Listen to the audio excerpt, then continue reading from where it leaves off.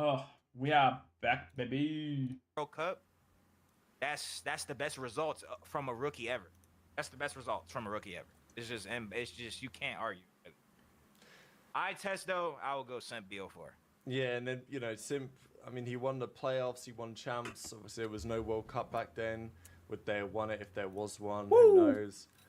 Merk He also also had made his finals at moments, London. right? Yeah, he made Too. finals in London. That was his first event. So, but I mean, also Merck, right? Like he plays that event with Toronto, comes third, first time of asking. Like he was also doing it all, and he had his highlight moments. Obviously, there's a couple of famous highlights, like the one on Hassy Control, but not as many as Sim was cooking up that season. But also slightly different games, right? Like when we were doing the prep for the BP Awards, I was obviously making those nominee videos, finding clips of players. And I was trying to find a good clip of Scrap this year. Like, Scrap was our MVP.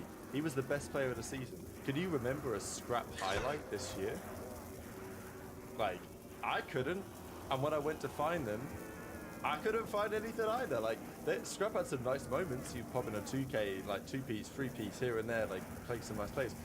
But Scrap was just, he would just deliver the kills. He was just very effective. But he didn't really have any crazy flashy plays. And I think part of that is also the game. Like if you go back, okay, BO4 Dashi, I mean, there's so many highlights that he had that season with the Maddox or with the Tempest or with the Sniper, whatever it was. Tons of highlights. And part of that is, I think, the game. Like, I also think that Sim's eye test looks better because he was playing BO4, which is a flashy game with snipers and all sorts of shit that you can do, and it just looked better. So I think there's also that to consider as well. That's a great point. I think another thing to notice is like, we can talk about how like big of an impact like Mercury's had with the Optic Boys, and he absolutely fried whatever like that. But then like obviously he had a slow champs finals too, and I'm not taking it away, of course, but like he did have a slow champs finals. Simp, I can't remember the last. I don't know. Simp had a slow series when he first came in. That guy was just a fucking demon from the bat. But like I'm not saying that like taking that away from anything like that. I'm just saying like, Merc came in. Even though he had a bad finals, they still came in and won it. So that means he's obviously doing something even just as impactful, even if he's not shooting straight or getting all the plays that like Simp was a highlight role. Maybe Mercury's isn't a highlight role. He's got some good things going for him in some aspects, like the 1v3 against them and this and that. But maybe he's not a highlight role merchant. He's just a fucking great god player. Yeah. Simp got the eye test rate's got both. That's the same with Hydra. Shots. You tune into an Optic match. You're not tuning in it to see Dash. Iron boot up. You're trying to look at shots. Why Dolphin dive and piss on some people. There's a few people that like you said about Scrap. Like Scrap's got a good eye test. If you want to watch someone shoot straight and just fucking farm kills. Does he have a few highlight reels here and there? Yeah, but he's not like the guy to get you a highlight reel like that. Like he does have some, but there's players that are just authentic at getting highlight reels. Simp, Hydra, Shotzi, even a Beezy at some points. Like those are the types of players you look at that like, they're my guys to watch. Like, yeah, Scrap's going to be hard to get a highlight reel. Why? Because he's posted up, laying man down. And that's why he was the player of the year. That's why he was our MVP in the BP Awards, because he was just a consistent AR. If it was based on eye test, fuck me, we'd have might as well like Extrill up there. I love watching Extrill play. He's got a great eye test, but like, you know what I'm saying? Yeah, I see what you're saying. Some players are just fun to watch, and some players are just good to have on your team. Like that's literally it. Like like I'm not watching Lamar. Like I love Lamar. I'm not watching Lamar. Lamar might have the worst eye test of all time now. That's my point, though. Lamar actually has the worst eye test. but like, don't you're happy he's on your team? But yeah, right. My word, like I remember we were spectating, and one time Don was watching it. We were playing S2D scrims, and we was like, "Oh, Lamar, are you gonna fucking like double sprint, slide, something? Like this guy's just fucking butt running like." Lamar has legacy though. The amount of spots on maps named after Lamar. Yeah, no, facts. Lamar Heady, Lamar Tank, Lamar this, Lamar that. Like, yeah, because the motherfucker don't move. It's not a good eye test. He just sit there. Yeah. He got no swag getting to the spot either. Nah, it's just He a waddles, bro. He waddles to the spot. yeah, That brother, motherfucker is- brother. It's a beeline too. There ain't no fancy route to get there. It's a beeline. If he dies on the way there, he dies on the way there. Guess what? Beeline straight back. Cool. What's in front of me? 4 enemies. Cool. Beeline. It's a good debate. Thanks, chat, for joining in the debate. I think that's about going to do it for today. So, absolute pleasure, gentlemen. Good to have you on board. Glad the internet held up, Trey. Just about. Not ideal, but we got there. We made it work. The power The internet was held here. up more than the power. No, you're right about that. Yeah, the power that halfway through the show. It's what it's like on Dope Check, you know? Yeah, I mean, I was gonna go somewhere, but I thought, fuck it. Like, if the 5G holds up, we should be good. Like, I'm sat at 71 ping like an East Coast right now. You know, it's blessed. It's calm. Was it get on a flight? That's right, yeah. We'll do a triple in a couple of days anyway. Yeah, I go to Italy in a few days. I do. Hell I yeah. do. Gonna go eat some pasta, get blackout drunk on some vino. Okay. Yeah, Don, I need you to gonna show go the lick- stream now. We're closing out the show. What have we been drinking? What's the trio? thought process behind the the calorie count? Oh wait, what you mean? Like, Well, the stream He want to went- know he what went- you've he been went to getting say, lit like, on. the free drink. It was a Yeah. generational oh, show. where the fuck is the thing? I don't know where the fuck the bottle went, but it's just simple. Damn. It's just simple Bacardi. I might have put it in the fridge. I can't remember. Just simple Bacardi, some Diet Coke. I had a protein shake. Let me see the calories for today. The protein shake, like, does that digest well? You gotta think protein shake and alcohol. Listen, is so all right. So like, here's the you know thing. what I'm So here's the saying? thing. So here's the thing, right? I'm drinking a little bit today, right? Obviously, if you drink today, I didn't go to the gym. Today's my off day. okay. I've been 9 straight days. Damn. I'm starting to get knick-knack. My left elbow is very tight. It's tight right now. I'm starting to get like, you need to sit your ass down. Gonna get You know a what I'm massage on that shit, little sports massage. Yeah, I need to sit in the fucking crib today. So, I've been spamming the keto bread with Ooh. the tuna sandwiches. Hell yeah. You know what I'm saying? I got you want to get your protein high before you drink. And then if you drink, you want to track it and not go over like a certain amount. So I just track everything. Like, even if, like, last week I went over my calories a couple times. I was at 2,400, 2,500, which is not good. I'm supposed to be at 19. But like, I'm still going to stay true to tracking. I'm literally tracking everything. Everything is tracked, bro. So. You're still probably in the deficit of that. I'm still in the potential, deficit, yes. Yeah. Still in the deficit, but yeah, I got the motherfucking Diet Coke. I got the Bacardi. I'm finna play Liza P. We just started the Liza P playthrough yesterday. And yeah, I'm gonna just vibe out today. Good. I gotta build, everyone's on my ass about the room. Listen, I bought see the TV? TV on the wall. TV gotta get hung up soon. And I gotta build, so by next show, if we have another show Monday or like a week or 2 from now, the couch will be built, okay? I gotta build the couch. I've been putting it off, but I gotta build this fucking couch on myself. I don't feel like doing that shit, so I gotta build the goddamn couch. That's another thing I gotta do in the next couple days, but that's all I got going on. Bye. It's good life, Don. Ooh. That's a great life. Yeah, we got some fire ass lives, you know. Maybe Burrito could learn a thing or two. Ooh. Oh. He's gonna love this year. He's gonna think, damn, he's living rent free. Oh, I'm back. I'm so back. Back. What happened? Oh wow, what a show! What a show. I enjoyed it. I mean, listen, I can do a show Monday if there's stuff to talk Oh about. shit, true. Yeah, it depends. If we get loads of like roster news and there's big drama happening, then yeah, we'll run a show. But it will be a little bit more ad hoc over the next couple of months, depending on what happens. Because like I'm not complaining the roster mania is taking this long, but it's definitely interesting because we still have no idea what half the league is going to be. Like it's going to take until these top teams get locked down before we even start to talk about what the fuck Ravens are going to do, respectfully. So. You know, not like anyone's going to care when we're mid-October talking about what I am Ravens not team is. hopping on to do a show to talk about how Emergency dope check. Ravens have just picked up The Ravens have picked up. Teach. Yeah, we ain't doing an emergency show for that, but you know, we will obviously be staying tuned and talking about it. Trey's going to be on a different time zone next Monday, so it's pretty exciting. Maybe.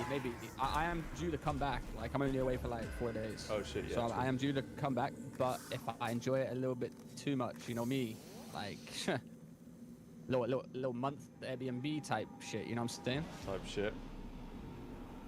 What's going on with GTA? Is that a thing? Zoomer and Z-Rug pulled the server.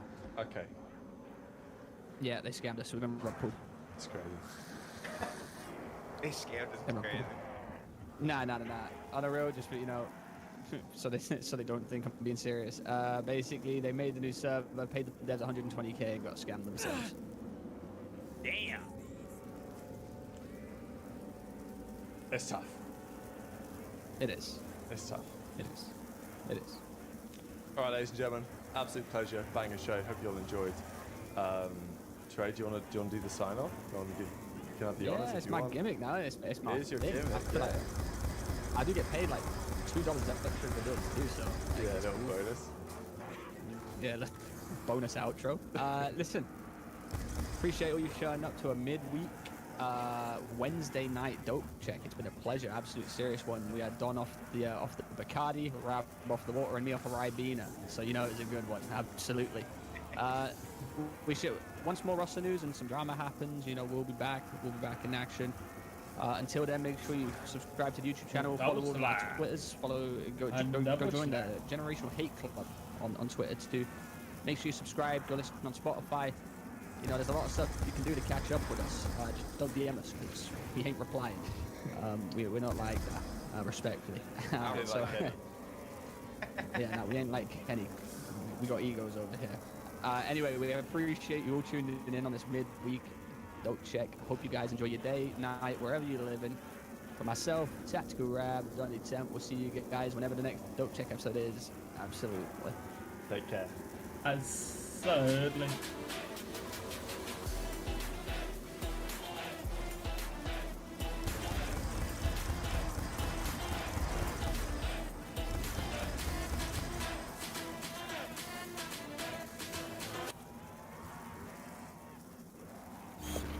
Incoming! Get down!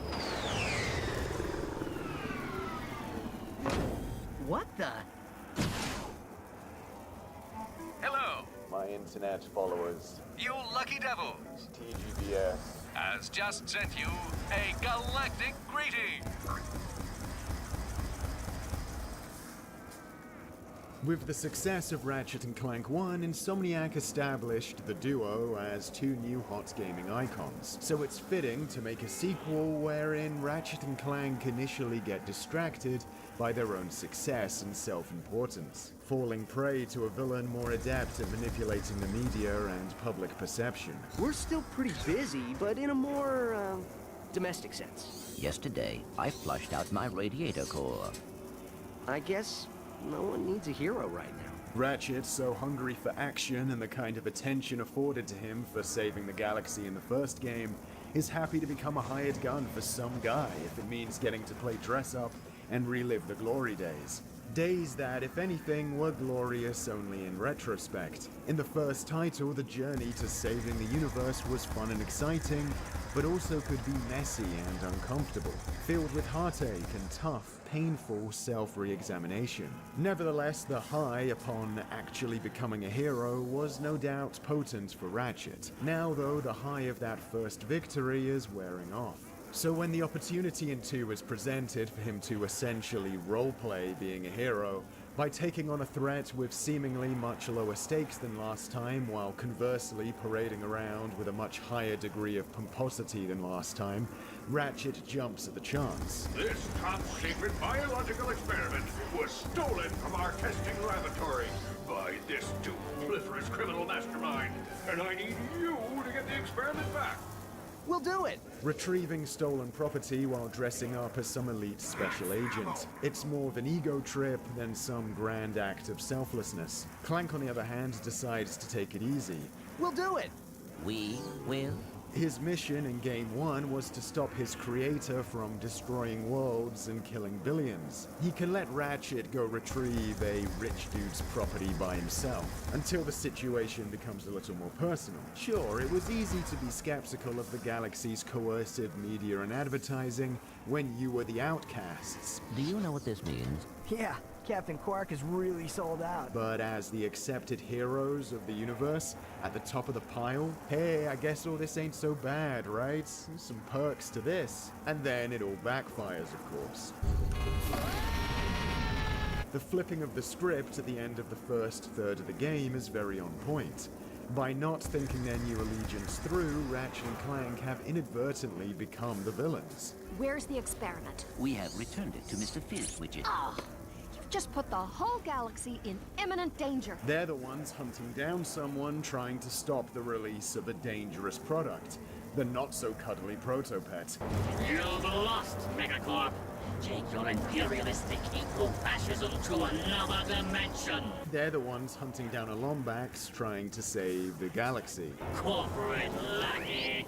The final reveal that a disgraced Quark is the one behind it all, attempting to engineer a catastrophe he can then fix to gain public favor, is a nice little dark reflection of Ratchet's own initial desire for attention and validation at the start of the game.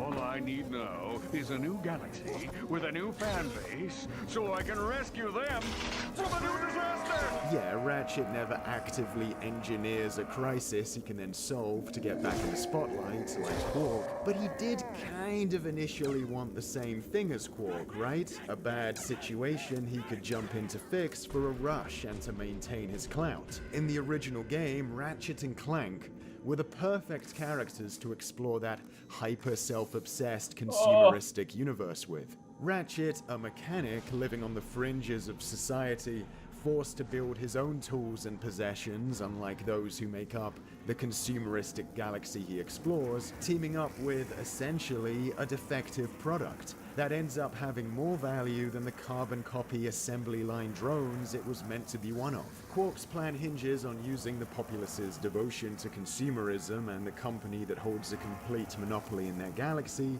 against said populace. Introducing the Megacorp Protopet. Your child will shriek with joy when he meets our adorable friend. Selling them a hot consumer good that will kill them. The Protopet is Megacorp's wildly popular bioengineered pet. Only by reclaiming their status as outcasts and skeptics can our leads defeat the threat presented this time. Ratchet and Clank have to reclaim their original roles to be the antidote to this scheme. As insiders, they helped speed along disaster, but back on the fringes working against the powers that be, they managed to stop catastrophe. The only thing that feels off about the Quark twist is that the CEO of Megacorp, FOVscale, who Quark was impersonating the whole game as a means to launch the Protopet, gets let off the hook super easy. Quark had him tied up in a supply closet all this time. Gentlemen, you have my most profound gratitude.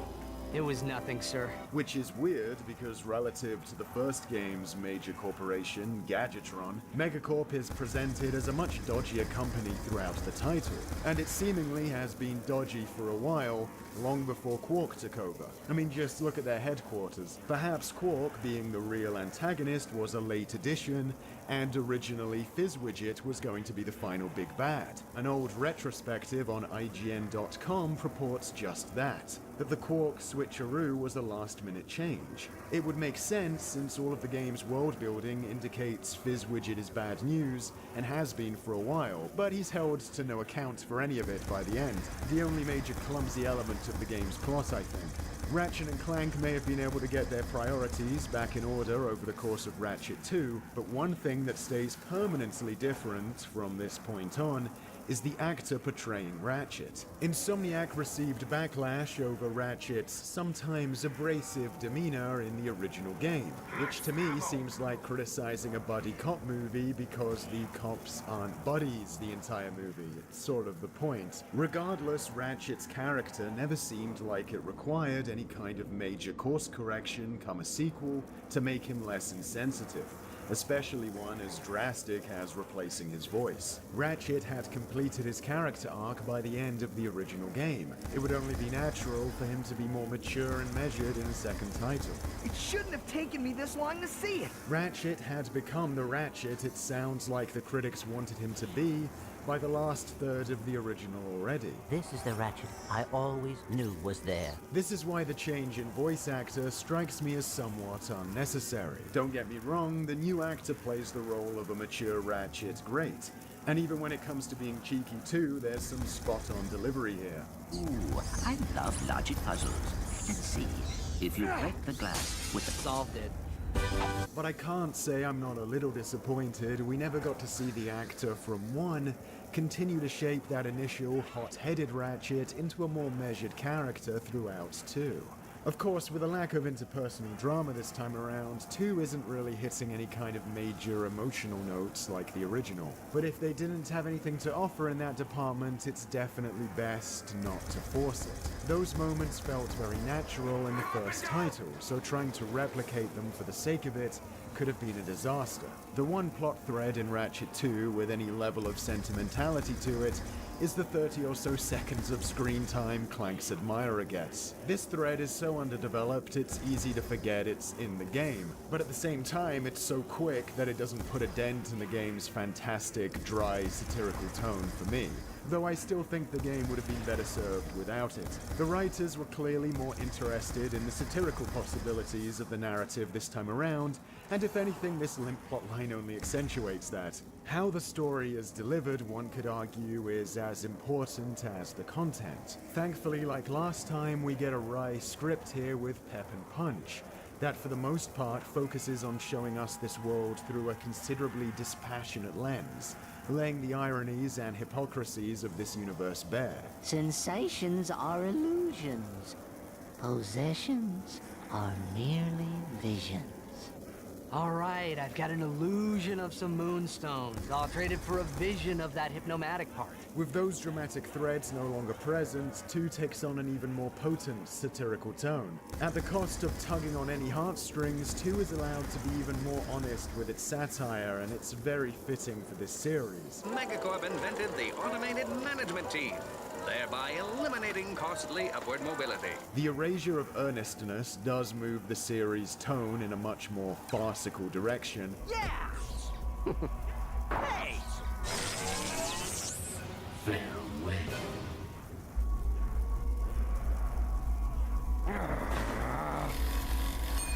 Oh.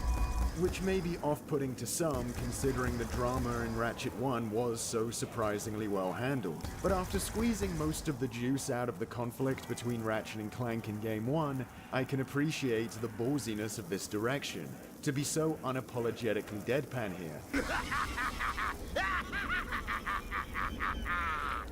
What's so funny?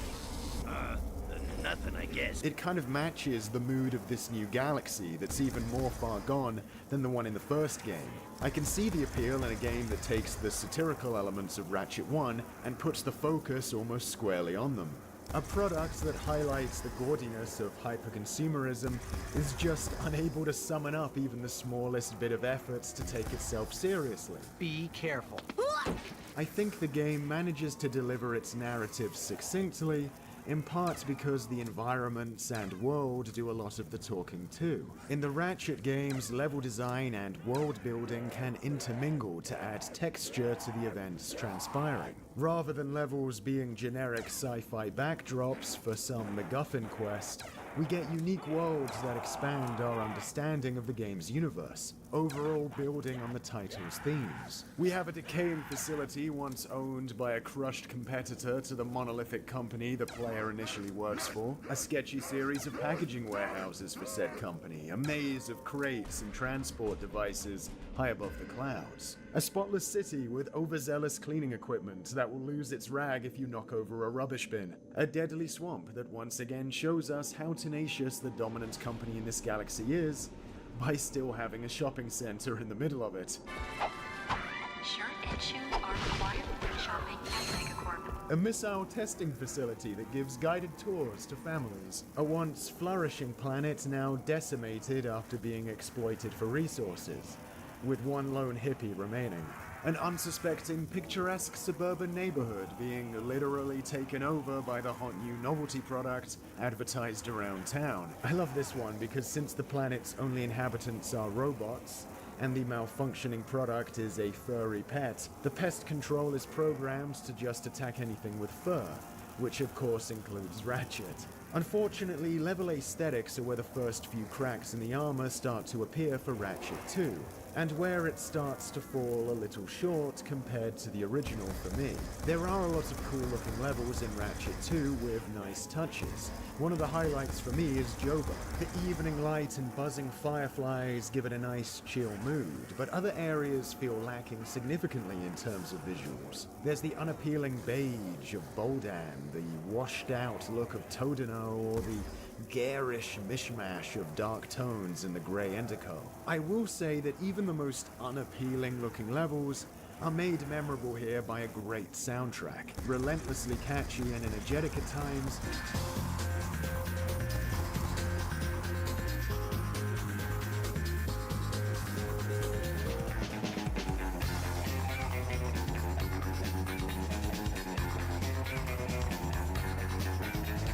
But also knowing when to get downbeat and moody to give the game's atmosphere a nice ebb and flow.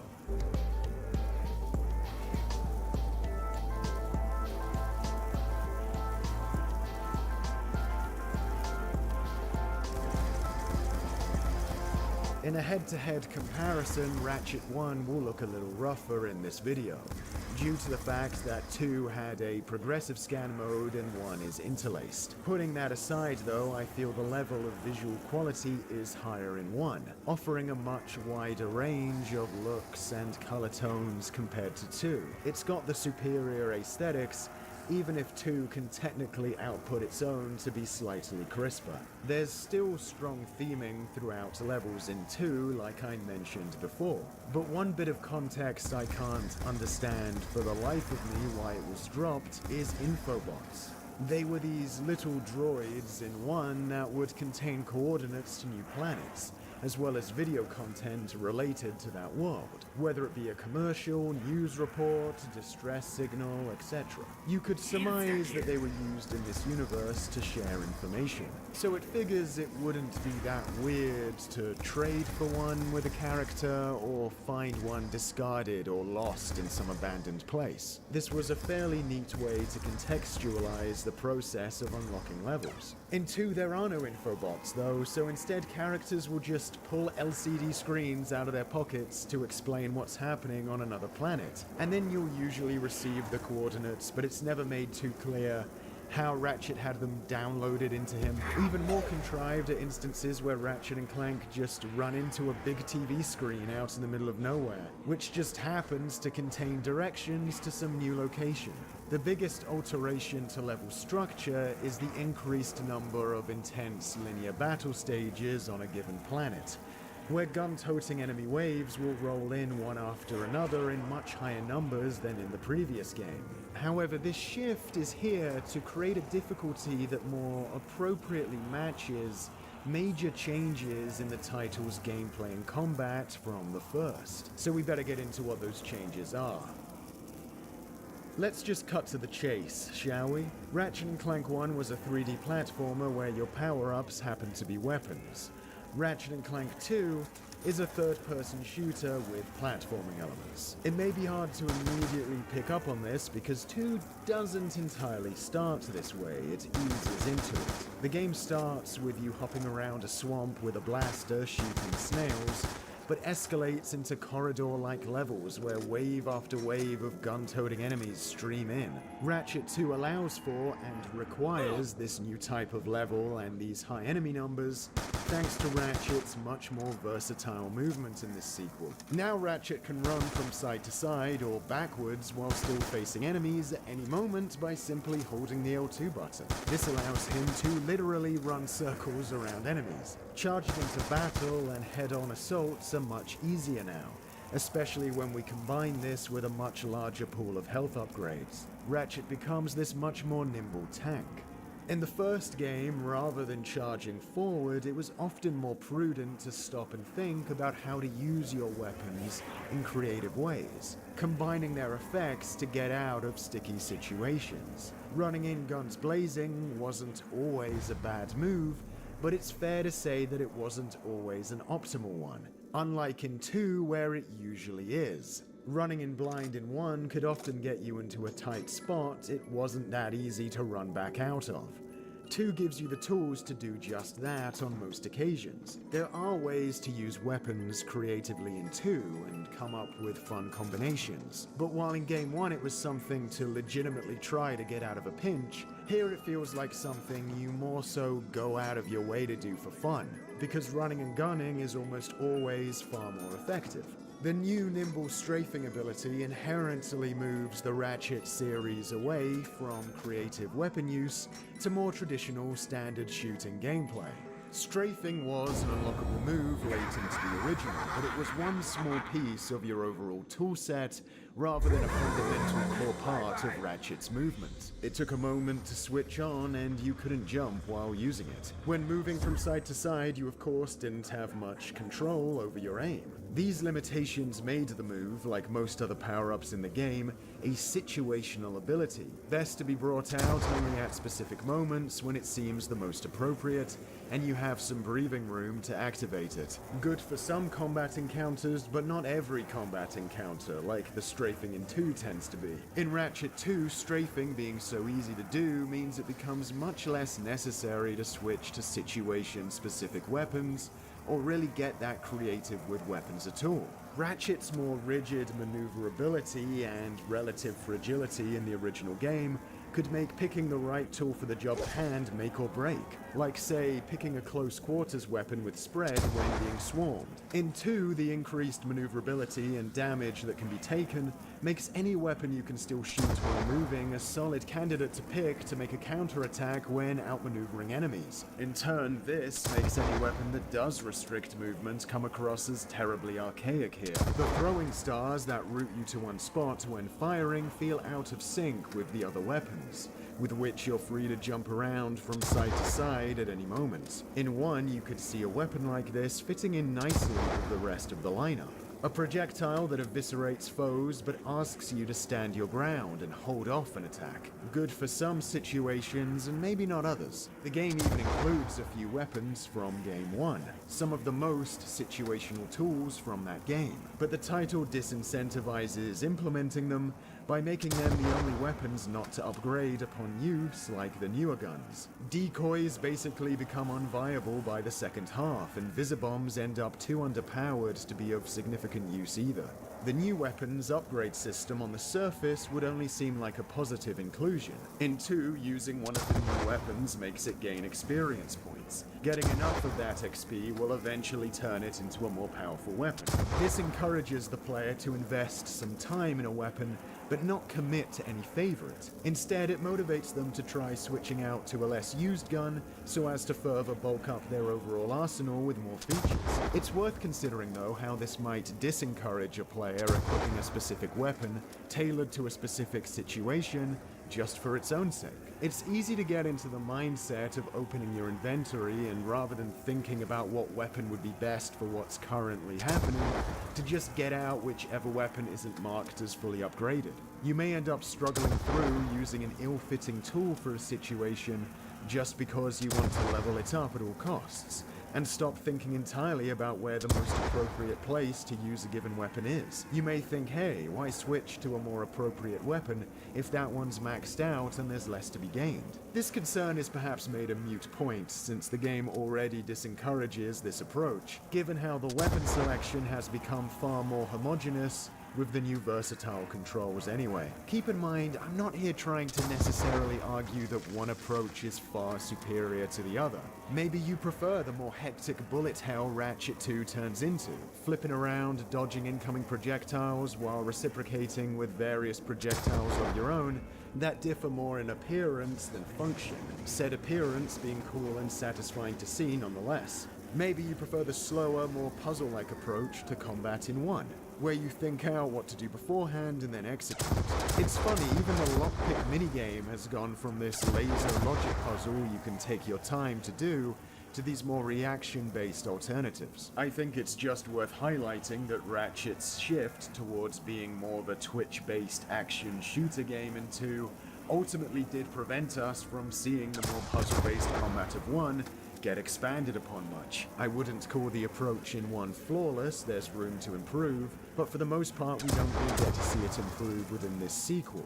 The weapon combinations available to you here remain largely the same as ones in the previous game, and even those are made fairly obsolete by the new controls and changes in level and encounter design that are there to accommodate said new controls. I'll use the approach I took in the Jack video. I ended up liking the very divergent Jack 2 a lot, because at the end of the day it's weird mishmash of elements and mechanics made for a more original game than Jack 1. Platformer GTA sci-fi shooter, as opposed to a quality but fairly traditional collectathon platformer. There's a lot of games like Jack 1, and not a lot of games like Jack 2, but to some extent I think the opposite is the case with Ratchet. I think there's more games that play like Ratchet 2 than there are that play like Ratchet 1. A Twitch-based circle-strafing third-person shooter versus a 3D platformer with puzzle-like weapon combat. I'll leave it up to you to decide if you prefer the Ratchet series be the one way or the other. On a personal note though, when Ratchet 2 came out, I wasn't feeling it as much as the original. Even as a kid, I got the impression that it was a lot more streamlined and consumable. The fast pace and high amount of encounters with large enemy waves started to get a bit mind-numbing towards the end for me. The Clank stages here feel like they just want to get themselves over with. Short and insubstantial, feeling like they're here more out of obligation rather than inspiration, with weak new additions like a robot you tell to smash blocks in the way. While I like the concept of control switching back and forth between the duo as they attempt to escape a prison, this time around the Clank stages don't have as much to say or as much of a purpose as I think the Orkson Clank stage in 1 did. Clank's Orkson stage in the original was a memorable part of the game because it capitalized on the switch-up of playing as the physically weaker member of the duo. It accentuated this by having said character take on the most dangerous level in the game.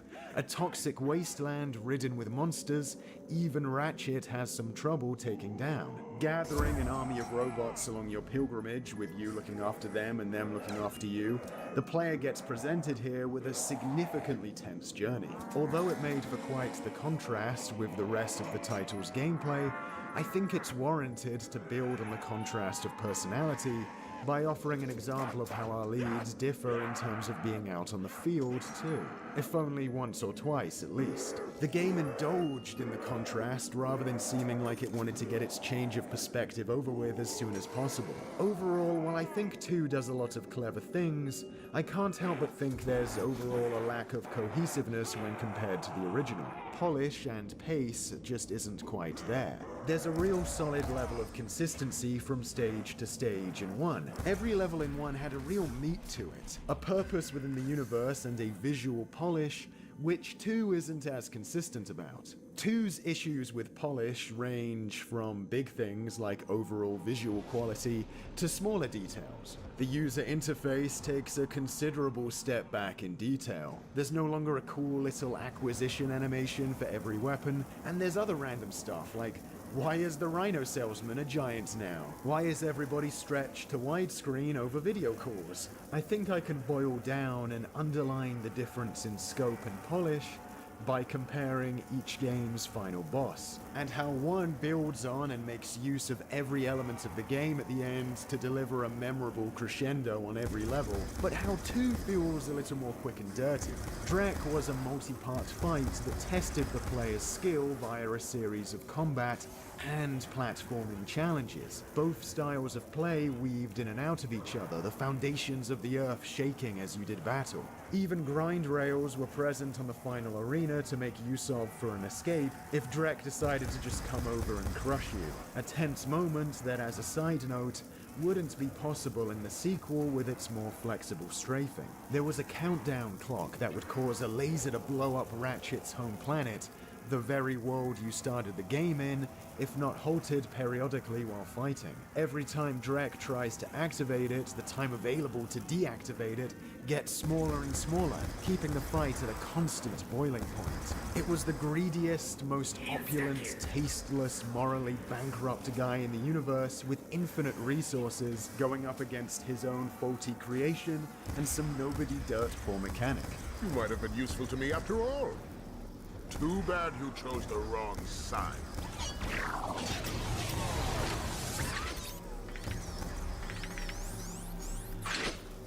The ultimate underdogs confronting a symbol of everything wrong with the galaxy they fought through. And just to tie everything up in a bow, this game about using all sorts of crazy weapons ends on you pulling the trigger of the biggest gun in the game and ending the villain's ambitions. All with that perfectly timed callback. Hang on, there's an old defense turret over there. Hey, are you thinking what I'm thinking? I sincerely doubt it.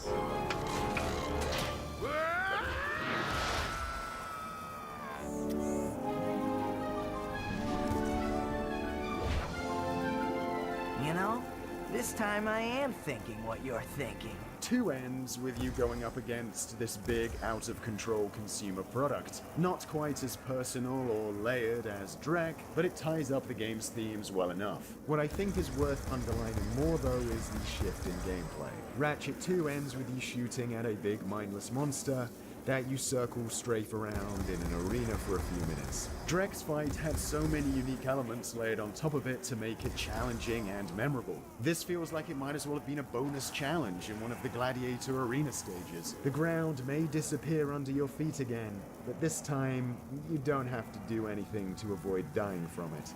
It's a cool transition, but not a factor within the gameplay anymore. There's no longer a final test of your platforming skills mixed in here. It's all an indication that by this point the game has now basically completed its transformation into a third-person shooter. I guess by the end there we really did go commando. Well, that's gonna be my analysis and review of Ratchet 2.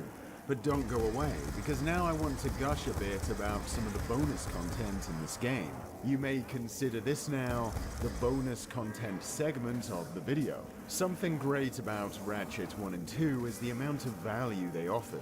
This was especially great if you got them when you were a kid. It wasn't uncommon, for me at least, to have to make one PS2 game last for months at a time as a child. That task was made a lot easier thanks to the Ratchet game's New Game Plus modes. Check out my powerful childhood save file on 1, New Game Plus 6 and 800k bolts. Ratchet 1 was the first time I think I encountered such a feature myself. Here, it allowed you to start the game again with all your weapons, any optional gadgets or items, and all your cash. Additionally, you could save up to purchase gold versions of most weapons. While some of these were in a hidden shop on the initial playthrough, most of us were probably introduced to the concept of gold weapons via the New Game Plus only weapon shop on Novalis. On New Game Plus, you also got a list of hidden objectives called skill points, essentially an old iteration of today's modern achievements, but without the description telling you what you had to do.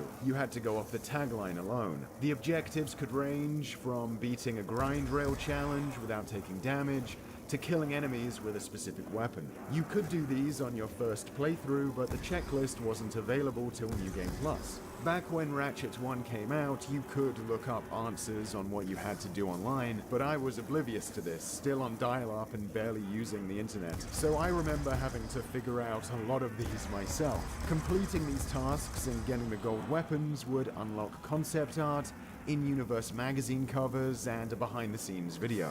This may sound crazy, but before having broadband internet and YouTube, getting to see a video where the developers explained their process was actually a pretty cool reward. Ratchet & Clank 2 takes New Game Plus and overclocks it. It's not an exaggeration to say this is one of the best features in the game, and what makes the Ratchet games such great value propositions. For the purposes of this video, I'll be playing New Game Plus with the Secret Agent skin, so you can tell which footage was recorded on New Game Plus but also for another reason I'll get to later. That's a good place to start talking about Ratchet 2 extras though.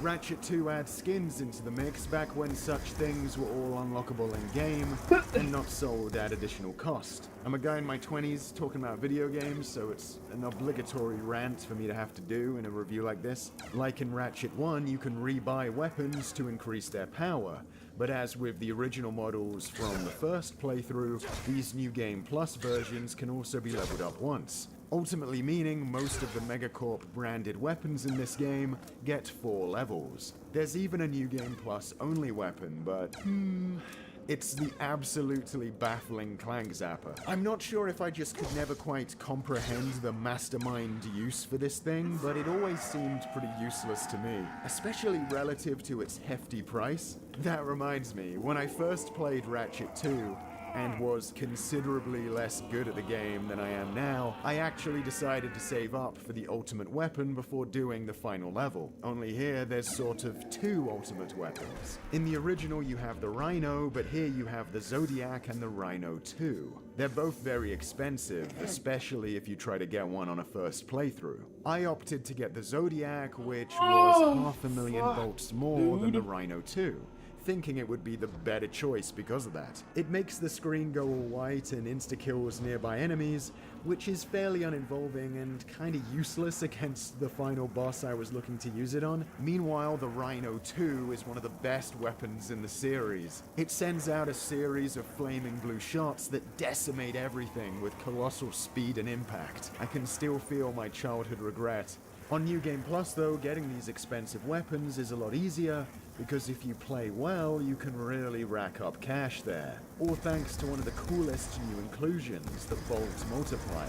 Killing enemies in New Game Plus results in a cash multiplier increasing up to a maximum of ×20, significantly raising how many bolts you'll be collecting if you do so while the number is high. If you get hit, it will return back to 1 though, so skilled play on New Game Plus is encouraged as it will make you a rich Lombax. Other New Game Plus unlockables range from concept art to shortcuts that jump you between levels to multiplayer minigames. There's even another behind the scenes video, though I don't remember this one being in the power release, come to think of it. Of course, you might use New Game Plus simply as an opportunity to get extra collectibles that you missed on the initial playthrough. Platinum bolts that unlock special weapon modifications, health upgrade pickups, though if you want to get all of those, you'll have to do one of the most aggravating challenges in the title, the reverse glider segment. I won't bother trying to put into words why this is a somewhat controversial moment, why it's a bit of a tricky one.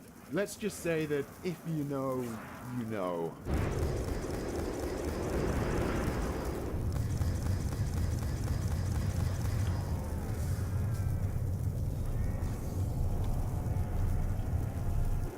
Let's not forget that Ratchet 2 also has an entire small space combat game to do on the side. Considering these missions are essentially a side minigame, they offer up some pretty fleshed out little dogfights. There's even some ship racing to take part in here. These stages really remind me of the free flight stages in Spyro. Nothing groundbreaking, but solid stuff. You only have to do 4 of these missions to reach the credits, but the game offers you extra challenges to gain further rewards. You can even trick your ship out with all sorts of different upgrades. To purchase these, you need Raritanium, which is found in the flight missions themselves, but also can be mined on various planets using this nifty hovercraft. Taking into account how much thought was put into this ship upgrade system, it feels like there should be even more optional flight missions to do. At least these upgrades mix things up and help prevent the ship segments from becoming repetitive on New Game Plus, which they could have done if you had to go into them with the same toolset every time. But of course, the greatest addition is the secret level, the Insomniac Museum, an interactive behind-the-scenes tour where the developers talk you through how they made the game and what they ended up leaving out. Hop in unused vehicles, use dev tools to make your own minigames, create your own laser effects, or visit the play test space that was used to decide how far Ratchet should jump. And yeah, you can check out the unused water effect that had to be dropped because the PS2 could only handle this 1 square at a time. This level was an amazing feature, and it's a shame more games don't go in for this sort of thing. taking you backstage to show you inner workings as a bonus. It's the kind of thing that sparked my imagination and got me thinking about game design when I was young. The Insomniac Museum is like the interactive equivalent of a DVD extras menu. And if films use video to take you behind the scenes, it only makes sense to me that a game could make use of an actual level to do so. Not just getting to see video or screenshots of cut content, but getting to interact with some of it yourself. Finally, let's discuss an initially unassuming New Game Plus feature, first-person mode. This let you play through the whole game like a first-person shooter, which is a neat way to re-experience the title. It works surprisingly well for a quick and dirty bonus, although some platforming sections become a bit frustrating and clearly aren't intended for it. But if there's one thing that was definitely not intended though, it's what you can achieve thanks to an exploit available in this mode. Repeatedly throwing your wrench at a wall in FPS mode lets you scale basically any vertical surface. This facilitates crazy sequence breaking. So much of the game can be bypassed now, including having to acquire Clank at all. Yep, with this exploit you can leave Clank behind on Endico. He'll appear in cutscenes and this giant Clank stage, but otherwise Ratchet will take on the game solo. What's that you say? Ratchet needs Clank to use the levitator? Sorry, no. When push comes to shove, all Ratchet needs is the will. In combination with the Secret Agent skin, I call this mode of play Secret Agent Ratchet, or Ratchet T2. You can get as far as the prison level, at which point the game will just give you Clank after his segment of the stage. Maybe there is a way to glitch through this level and make it out without triggering this, but only making use of the FPS mode exploit, this is as far as your Secret Agent Ratchet run will go. Bummer. But wait, if I have Clank now, but haven't rescued Clank, does that mean I can go to rescue him now and have two Clanks on screen at once? Unfortunately not. If you go back to Endico after the prison level now, the game will take Clank away from you again when you touch down until you do the mission to save him here. And I was so close to ending this video on the line, I guess this really is Ratchet and Clank 2. Yeah, you all got lucky. Well, there you go. I've covered all the mainline Ratchet games. This feels like an odd place to leave off this look at the series, but I guess that's how it's gonna be. I suppose I won't rule out going spin-off janitor on some of the remaining titles, but for now I think I've covered almost everything I've wanted to say about this series. Through the ups and downs, I just want to say that Ratchet & Clank has brought me so many more great enjoyable moments than bad ones. It's safe to say there might not be a channel without this franchise. So thank you Insomniac, and thank you all for coming with me on this Ratchet journey over the years. I hope you enjoyed my takes, and occasionally even maybe went, I am thinking what you're thinking. oh yeah, and sorry for the balloonogram, it's the only thing I can get off this planet. We hope you enjoyed your galactic greeting. I want to give a shout out to my Patreon backers. Thanks to their support in recent years, I've been able to progressively upgrade my setup, to the point where for this video we were able to capture game footage off real PS2 hardware from the NTSC version of Ratchet 2. No more cringy Ratchet HD collection on this channel, thank you very much. Just to tie up any loose ends, Ratchet 2 does claim to have a widescreen mode, but it's one of those fake widescreen modes some PS2 games had that just cuts the screen off like Jack 2. So I didn't turn it on. Though the cutscenes in Ratchet 2 are presented in a kind of widescreen unlike 1, which is interesting. They're of course not as widescreen as the HD collection wants them to be though. Anyway, if you want to help support the show, please consider visiting patreon.com/thegamingbritShow. There you can pledge a monthly amount and get some little extra videos for your contribution. Thanks for watching, and peace out.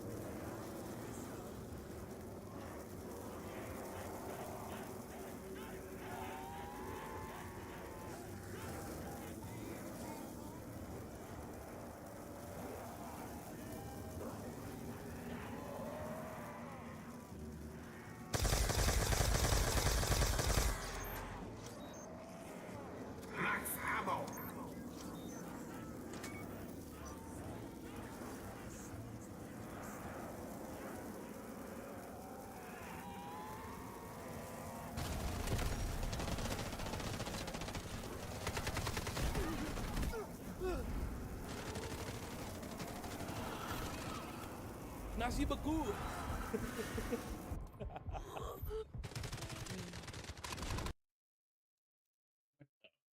What is this shit, bruh?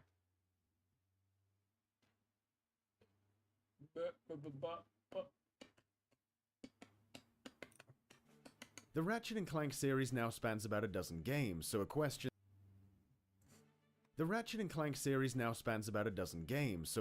that gets brought up a lot is, which one's the best? Well, the critical and popular consensus leans towards the third title in the series, Ratchet & Clank Up Your Arsenal, being the favorite, which has always struck me as odd, because even as a child when I first played this game, I found it severely lacking in content and polish in comparison to the previous titles. An opinion that doesn't really seem to be all that represented amongst the fans. Before I piss everyone off though, I'll say that I do enjoy Ratchet & Clank 3, it's a cool platformer shooter, and I was still entertained while playing through it again for this video. But I gotta speak my mind on this one, because the out of this world praise this game gets at times I think is unwarranted. Piss the new fans off, now I gotta go and annoy the old ones too, can't catch a break. I'll start with an aspect that disappointed me the most when I started playing when the game first came out.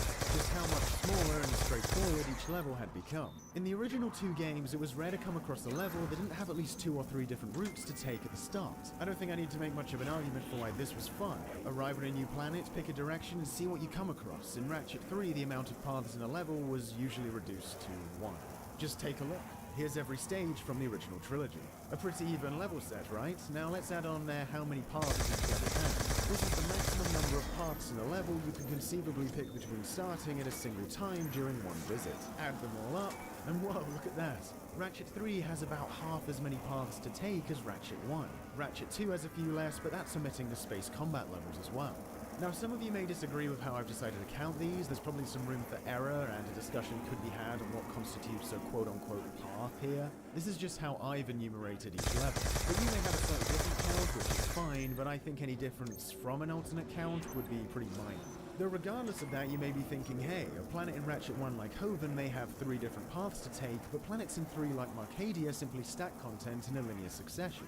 With an adventure shoot-em-up path, a combat area segment, and a puzzle sort of section, you just have to do them one after the other. In fact, a lot of levels include some combat area horde mode kind of bonus stages at some point in them, so there's content here, right? You just have to do it in a sequential order. But aside from the fact that I do want to argue that there's a benefit to letting the player pick which segments to do first to allow for more freedom and give the world a more sprawling, mysterious layout, there's also the fact that the way Ratchet 3 pads its levels is scattershot and cheap. Those extra battle arena sections I mentioned before are actually just multiplayer maps lifted from the new competitive online mode Ratchet 3 added. Levels like Tyrannosis and Metropolis, which would have one objective otherwise, include these extra lazy aforementioned horde mode bonus areas, where you're put in a multiplayer map and usually just forced to fight some spawning enemies. In fact, 2 of the main levels are just multiplayer maps. The returning planet from Ratchet 1, Rilgar and Iridia. When a character mentioned to me that I would get to return to Blackwater City, planet Rilgar, one of the most iconic levels from the first game, I jumped for joy, only to drop in and discover I was on a tiny little island and all I would be doing is shooting some common monsters. Planet Dax is the only planet in the game that in concept feels somewhat like it was laid out like a classic Ratchet level, with 3 different paths from the outset. Some levels mix things up, like Tyrannosis, which has you going towards one objective but requires a bunch of turrets and an open map to be taken down. And I'll give them credit for trying something new and mixing things up like this. But now what am I doing in Ratchet & Clank? Not exploring alien worlds, but hurtling towards a waypoint marker? In past games, branching paths wouldn't just lead you to the same objective on one world. They might send you on a hunt for something else on a completely different level, making the game branch out even more. Ratchet 2 introduced the Gladiator Arenas, which were locations you could fight for cash-in under different rules. There were 2 of them located in already completed levels. For example, the Maktar space station had an action-like path, a puzzle-em-up path, a rocket that took you to a spherical platforming moon, and it had its arena. Ratchet 3 siphons its arena off to its own level you have to fly to.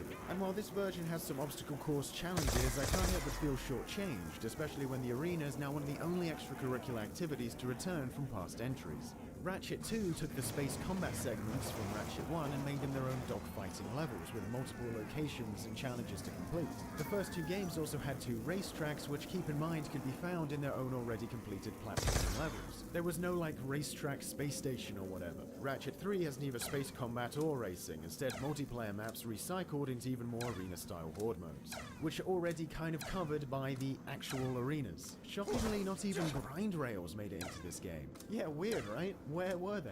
Another fun bit of diversity, the occasional level in previous outings would chuck in the iconic Ratchet grind boot segment, but here, gone completely. 3 does have its own fun, unique shake-ups like the Mega Man style Quark vid-comic levels, but no races, no space combat, no grind boot segments, less paths in a level, and extra objectives and entire stages retooled out of multiplayer maps.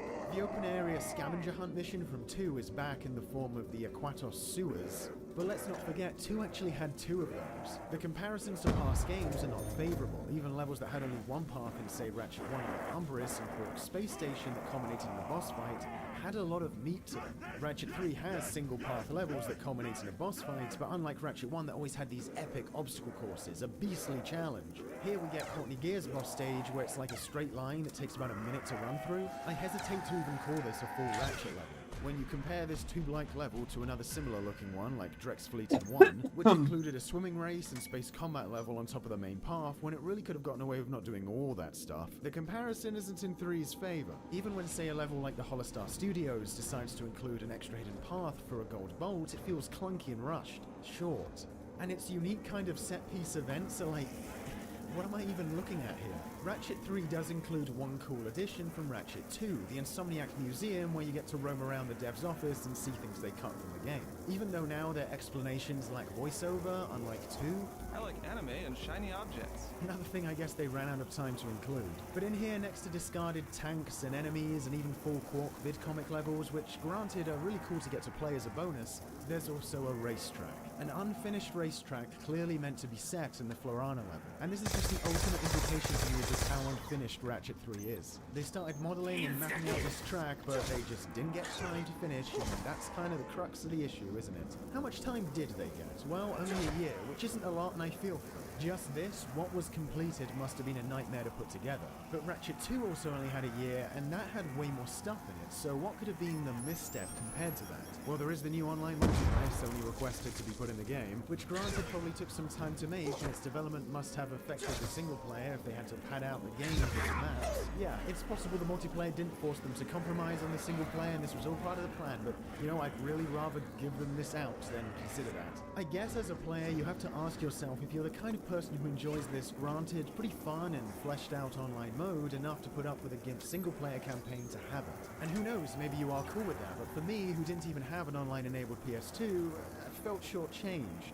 Unfortunately, even for what the single player does manage to include, Ratchet 3 still lacks a layer of polish its jam-packed predecessors presented. Ratchet 1 feels like the biggest looker of the trilogy in terms of style. As Insomniac's first PS2 title, it was obviously attempting to showcase the power of the new machine and the crazy new stuff it could make. Levels had loads of details, and some of them had really considered shadows and colors and visual effects that added to the mood of each world. Ratchet 2 also had a lot of neat-looking environments. Ratchet 3, by comparison, looks drab, colors are lifeless, and there's no serious attempts at moonlighting or anything. I don't think 2 is entirely on par with 1 visually either, but 3 is just... geez. Look at the Holostar Studios level. I get the parts are supposed to be tacky to satirize cheesy film sets, but that doesn't excuse the look of the level being so unsightly, plain, and bland, and yet kind of garish in its color choices. All I really need to do to prove my point is show you the Metropolis. A returning level which, on top of in 1 having way more content than in 3, lacks the finer detail and vibrance of the original. If this was the original Metropolis level from 1, no obstacle course, no characters, no train station, no way it would have been memorable enough to warrant the retread it got here. Comparing Ratchet 3 to some of its other contemporaries isn't favourable either. Naughty Dog were known for working in parallel with Insomniac on their own platform series, Jak and Daxter. The two even were known to help each other out on occasion. Jak 2 released just before Ratchet 2, and a year later there's still a world of difference between the polished presence in that game and Ratchet 2's successor. Animations in Jak 2 are great. This is the sequel that added firearms to Jak's moveset, and every jump, roll, and spin cycles seamlessly into getting out a gun, firing off shots, and going to town. If his gun is out, he'll ram enemies with it when punching instead of using his fist. Jak will spread his legs and hold himself in a different way depending on the gun he's using. Use the shotgun, and occasionally he'll even transition into this gangster single-handed sideways aim. It's just sick as hell. When he slows down, he does this little trot on the spot. It's so cool and detailed. He feels alive. In Ratchet 3, Ratchet just kind of stands there like, just kind of shoots away. Maybe Clank scratches his head or something. Get in a vehicle in Jak 2 and you see Jak physically get in it, like an animation plays where he jumps in. It all flows. Ratchet 3, poof, He's in the car. This next thing is a pretty petty aesthetical complaint, but the HUD, the orange, it doesn't look great. The best HUD was clearly the one from the first game. The menus had this old fuzzy CRT look to them that kept in line with the ragtag working class mechanic aesthetic of the game. 2 unfortunately ditched that detail, but at least went for a kind of cool, pleasing blue HUD. Ratchet 3 is just, looks kind of cheap. Enemy variety is in decline from past games too. The originals had a few factions who'd show up consistently throughout the game, but each world usually also had some one-off foes specific to that location. Because, you know, galaxies is like a lot of space between worlds. There are some examples of this in 3. Quark's hideout has his henchmen, the arenas have gladiators, but you're going to be seeing the same robot dudes and aliens in a lot of places. Speaking of enemies, what is with some of these guys? Enemies seem to scale way higher in this game due to the added leveling up mechanics guns have. They can now level up 4 times on your first playthrough. But some of the enemies, no matter what you do, just don't seem to care if you're shooting them with certain weapons. Look, here's me firing a fully upgraded starting gun in the second game against a soldier in the final level. You see he staggers a bit, right? He doesn't like that. Here's me doing the same in Ratchet 3 halfway through the game. They just do not care. And if they're in the air, even rockets are just kind of shrugged off. Enemies not reacting to the powerful weapons of destruction I'm using kind of lessens the fun of the entire premise of the gameplay, which is to shoot the cool weapons at the baddies. This is also the game that really started dialing back on the one-off encounters with characters on each level. This left a lot of locations feeling barren and uninhabited. Not as many quirky characters to just run into. In 1 and 2, every level also had a funny little preview movie, and while 3 starts out doing these, at some point it just kind of forgets about them. Screw it, here's the coordinates. Like, I guess what could you write in a preview video about some of these single-path obstacle course worlds? And speaking of the writing, while Ratchet & Clank 3 can be a hilarious game at times, I wish I could also say that it still continues the poignant satire and consistent theming that the previous 2 games had.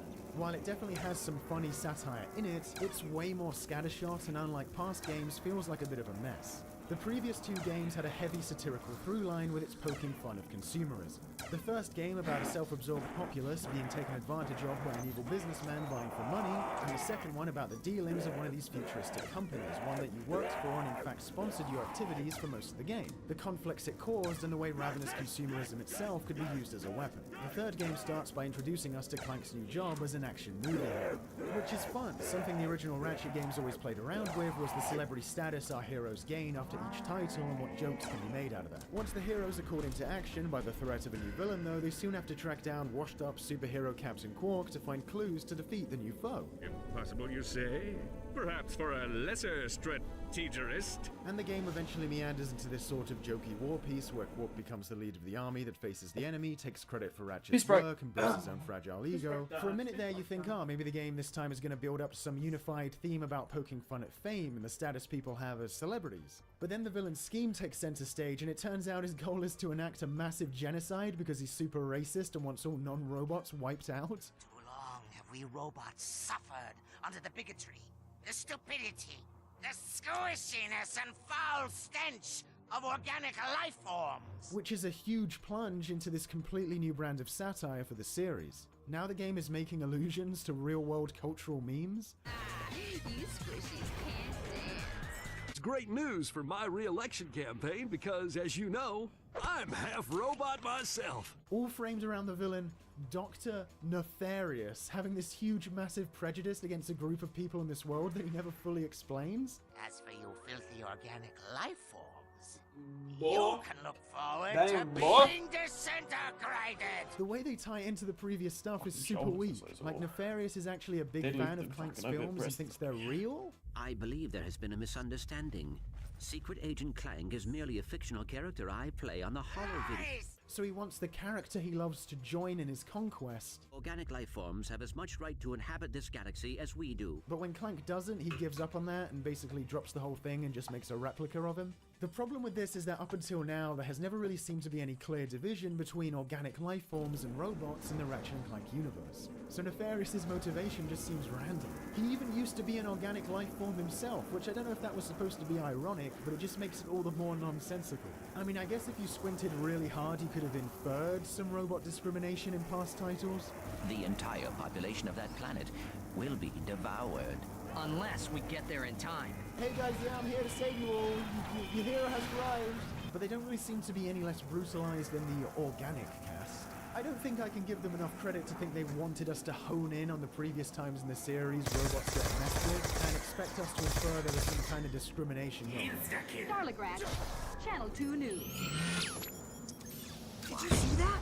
Yes, I hope that poor woman is all right.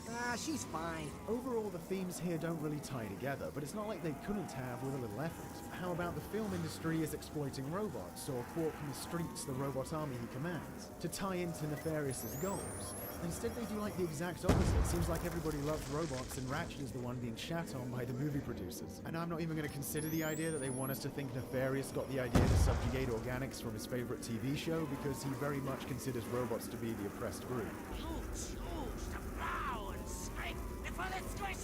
Like with a lot of stuff in the game, Clank's film career is humorous but tenuously relevant. Ratchet 2 had some subplots, but it all ended up tying into the end of the game.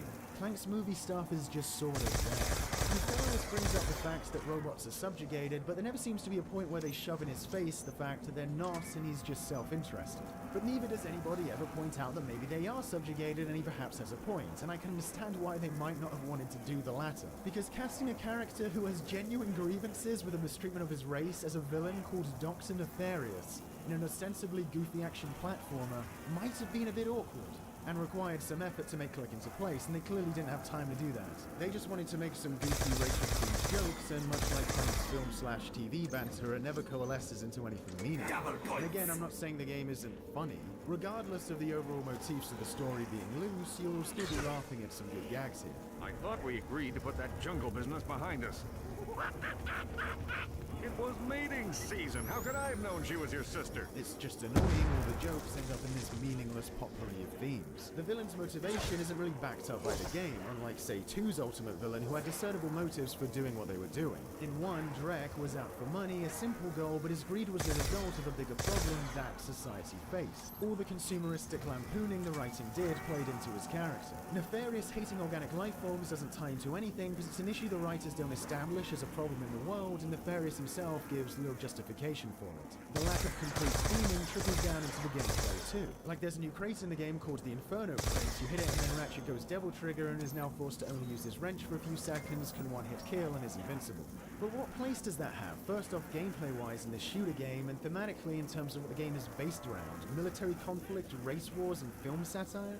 A box that makes you go on fire and lets you one-hit kill.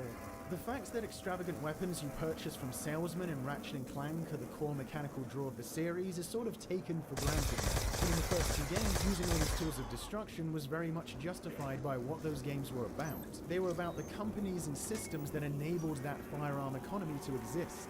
Ratchet 3 is about a bunch of things, but none of those really relate to having loads of guns, or upping your arsenal, or Inferno Hell armor lying around, or ninjas for that matter. I mentioned the low enemy variety before and the lack of theming with the monsters in each world compared to 1 and 2 outside of a few levels. Something that really sticks out with one of the enemy types that is in abundance, the ninjas. There's no old school like Eastern Seas level, yet the arenas and Nefarious' army just have a bunch of ninja robots for some reason. Just here they come, it's the ninjas. It's Ray Park from Phantom Menace. I guess ninjas are kind of goofy looking. I guess this is the start of wacky, fun, random series, Ratchet and Clank. Maybe if there was a Monsterpedia like in 2, I could have got some info on the weird, rampant ninja influx. For years I've seen Ratchet 3 as a really odd mess of a Ratchet game. It didn't feel as complete as the last 2, and while enjoyable, I always had my doubts about the game's development. Then, years later, I hear this being said in episode 8 of Mike Stout and Tony Garcia's in-depth Ratchet and Clank 3 developer commentary.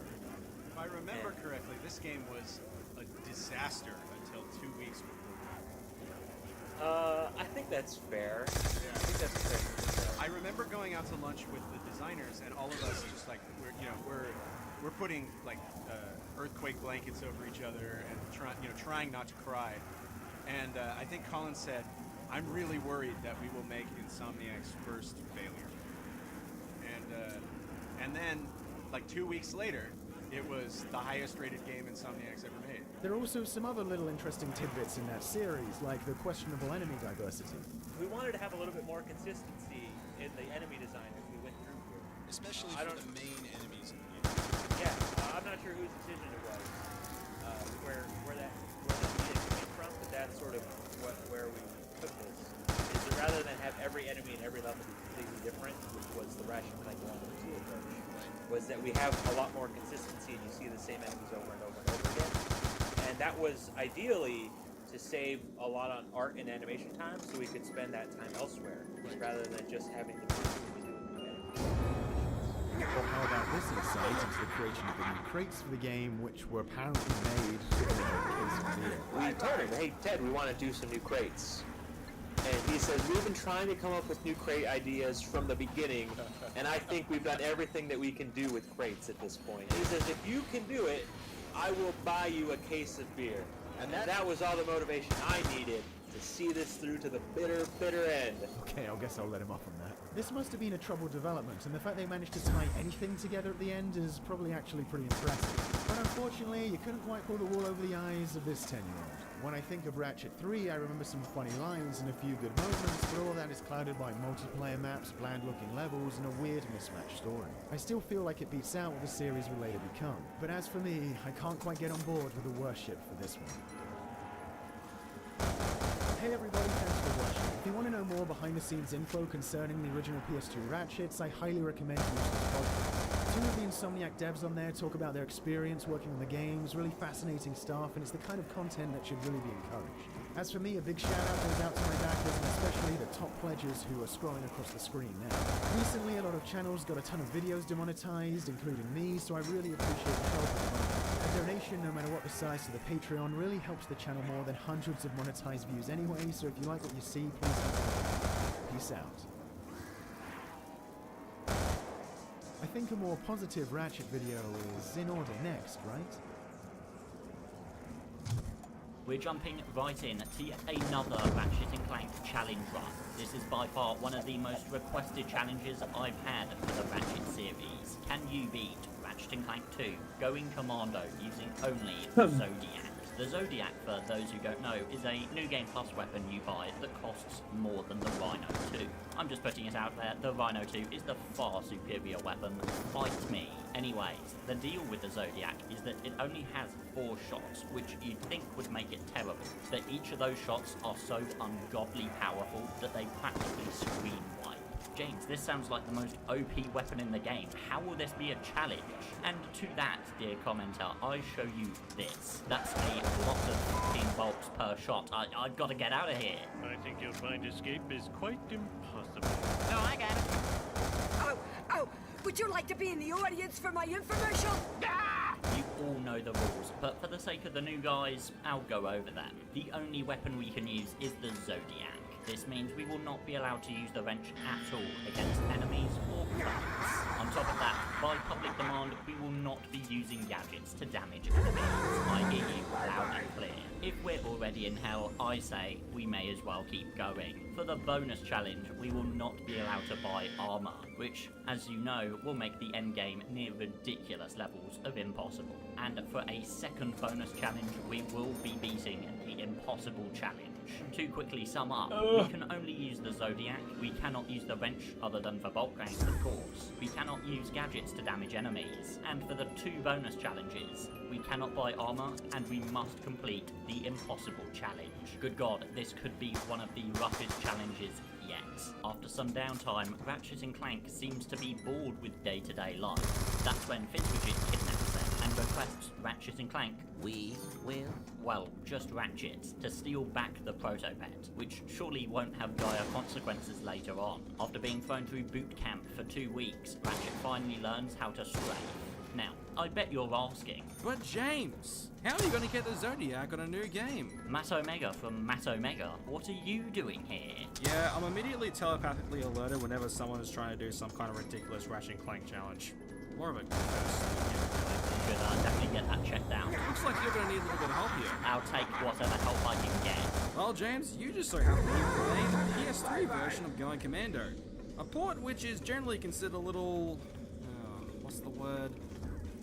Oh yeah, jank. But while there may be a number of things that don't quite look right, this version happens to be compatible with a particularly awesome speedrunning tool, Rackman. This lets us do all sorts of things, including unlocking weapons whenever we want. There is a downside, the weapons start with 0 ammo, and we've got no way of getting ammo. Normally this wouldn't be a problem, even with ammo costing, that. But halfway through this level, we need to defeat a room of enemies to proceed. Our first few Rackman is here, and with it, we can strategically place ourselves all the way over on Oozla, throw a sneaky 40k in our wallets, economy be damned, and promptly spend it all maxing out our ammo. I'll be the first to say this is a little cheesy, but when you buy the weapon, you are given full ammo, so I'll have to allow it. We walk back to Uranus and we put Rackman away. Now, with our weapon filled to the brim, you know what we'll do. Avoid using it at all costs. Hey, this thing costs 10 grand per shot. Can you afford that? Hell, we'll be lucky to clear Aranos with 3. Now, in this game, there are several paywalls, but as we learned in the other Ratchet challenges, we can rely on enemies to destroy these crates, harvesting those sweet bolts afterwards. Thief gets away, and after a single, very expensive shot of the Zodiac, we can finish up on Aranos. These doors may seem locked at first glance, but just walking up to them to find that defeating the enemies here really is just only a suggestion. My headcanon is that they see Ratchet holding the Zodiac of all things, and they just know better. No thanks, I choose life. Ratchet makes a jump for it, and we follow where the thief was headed. We reach Oozla, and just to remind everyone, ammo does not refill in space. We are still at 3 ammo. With each piece of ammo costing 10,000 bolts, that's a chopper and seeker gun for one single shot. It goes without saying that we need to save every single piece of ammo that we can. Now, to save phase from the last challenge, we are actually going to skip the Oozla boss. If you jump and do a hyper strike into the goo, you can just barely jump past and through this slight gap in the invisible wall. Aim for the corner here and you should be able to get it after a few tries. We then get the Dynamo, a gadget that activates holograms that we can interact with. This store is filled with enemies, but we can get around them pretty easily. BizWidget then contacts us and gives us the coordinates for Maktar, the arena level. Before heading there though, we need to get the tractor beam further in the swamp. This is where I make a shocking discovery. Ammo for the Zodiac drops in crates. This is an insane finding. I guess I never used this weapon enough to notice that ammo can be found. Now, a few caveats. We cannot destroy crates with the Zodiac. Yeah, I'm not joking. This thing can decimate bosses, but cannot break a crate. On top of that, I'm now going to ban thruster pack and charge boot tech to destroy crates, because that's just way too easy. This means that the only way to destroy crates is by baiting enemies into destroying them for us, as we learned we could do last time. After riding on Lapras here, we find this guy who's gone a teensy bit insane. Welcome. If everyone could take their seats, we can proceed with today's demonstration. I decide to fund his delusions and buy the tractor beam for 1,000 volts. By the way, we're not going to count the space combat levels, as we cannot use the Zodiac in any of these levels, so we're just going to skip over them. Cool. We reach Maktar, and this level is remarkably pretty alright. There are a few ammo crates littered on the main path. This challenge, above all else, is one in the mastery of ammo management, which, luckily, we've had quite a bit of practice in. We have no way of getting ammo other than paying a small fortune or getting enemies to give us some. Normally, I try to destroy crates and then defeat enemies, but that would be too easy. If we do this, the ammo just won't be for the Zodiac. So each combat encounter is an important decision. Do we use an ammo and hope we won't need it later, or do we save it? This is where me playing the game for almost 18 years comes in very handy. I know all of these levels like the back of my hand, and with that, where almost all of the ammo crates are, we reach the arena. Originally, I was petrified of this place, but as we know, ammo drops from crates, and when each shot can clear the room, we don't have a problem here. Now, the Zodiac doesn't exactly clear rooms per se. It will deal ridiculous damage to everything on screen. Knowing this, for the arena, we need to get all the enemies in the wave on screen to maximize each shot. The only enemies that this is real trouble for are the blade bots. They move around a lot, there are a lot of them, and they are very fast. They are, however, very good at helping us refill ammo as they lock onto us. We get an electrolyzer for our troubles, but just for fun, I decided to do all the other challenges here too, which obviously weren't too bad. The arenas in Ratchet 2 do not refill ammo though, so on the final round, make sure to get as much ammo as possible before ending it. Oh, here comes Chain Blade. Well, that was anticlimactic. After seeing Clank be tortured, we don't go to help him. Instead, we go off to the jamming array for actual help. We need to spin 6 bolt cranks. Not normally an issue at all. However, here, to be able to spin the bolt cranks, we need to defeat all the nearby enemies. We end up running out of ammo very quickly, and there just aren't any crates we can get here. But I suddenly remember that there are a couple on one of the platforms. With this, we have just barely enough ammo to take down the final enemies at the bolt cranks. You need to be careful in getting them all in one shot because we truly don't have any ammo to spare. We now race to Indocko to save poor Clank. We need to use our super cool electrolyzer here. Basically, all we need to do is flip the switches at the correct time to allow the charges to flow. Again, while we can get ammo, it's still pretty tough to get, and we can also be at risk of taking damage in the process. I ended up only using the Zodiac when I was overwhelmed by enemies. After a few crane sections, we then find Clank, but we get trapped too. Son of a quark! We get a very quick Clank level, and we immediately set Clank to the far superior thruster pack. We do, however, have an issue on the other path. We need to destroy these bins, and as you can probably guess, the Zodiac has met its match. We're going to have to destroy these with the almighty bench. We can't even aggro enemies towards these as they're too out of range, but it's whatever. After a very close call when we get surrounded, the thug leader decides to fight us. Let's just say it was his last mistake. Back up! I need back up! We collect Ratchet Swingshot and Grind Boots because he must have given those to Clank. I then get a little future PTSD, and we head to space. We arrive at the remnants of Gadgetron. Ratchet and Clank first use their new old swing shot to get through some of the old ruins, beating this guy who must have been frozen for at least a few decades, and he sells us the Terminator, which will be very needed on the next level. Barlow has many doors that will only open after defeating all the enemies. Knowing this, we need to keep as much ammo on hand as possible. There are a few ammo crates near the end, so if you do need them, make sure to not defeat the enemies until they've destroyed the crates. We then meet the Desert Riders, who are all pretty friendly. After a quick race, they accept us as one of their own.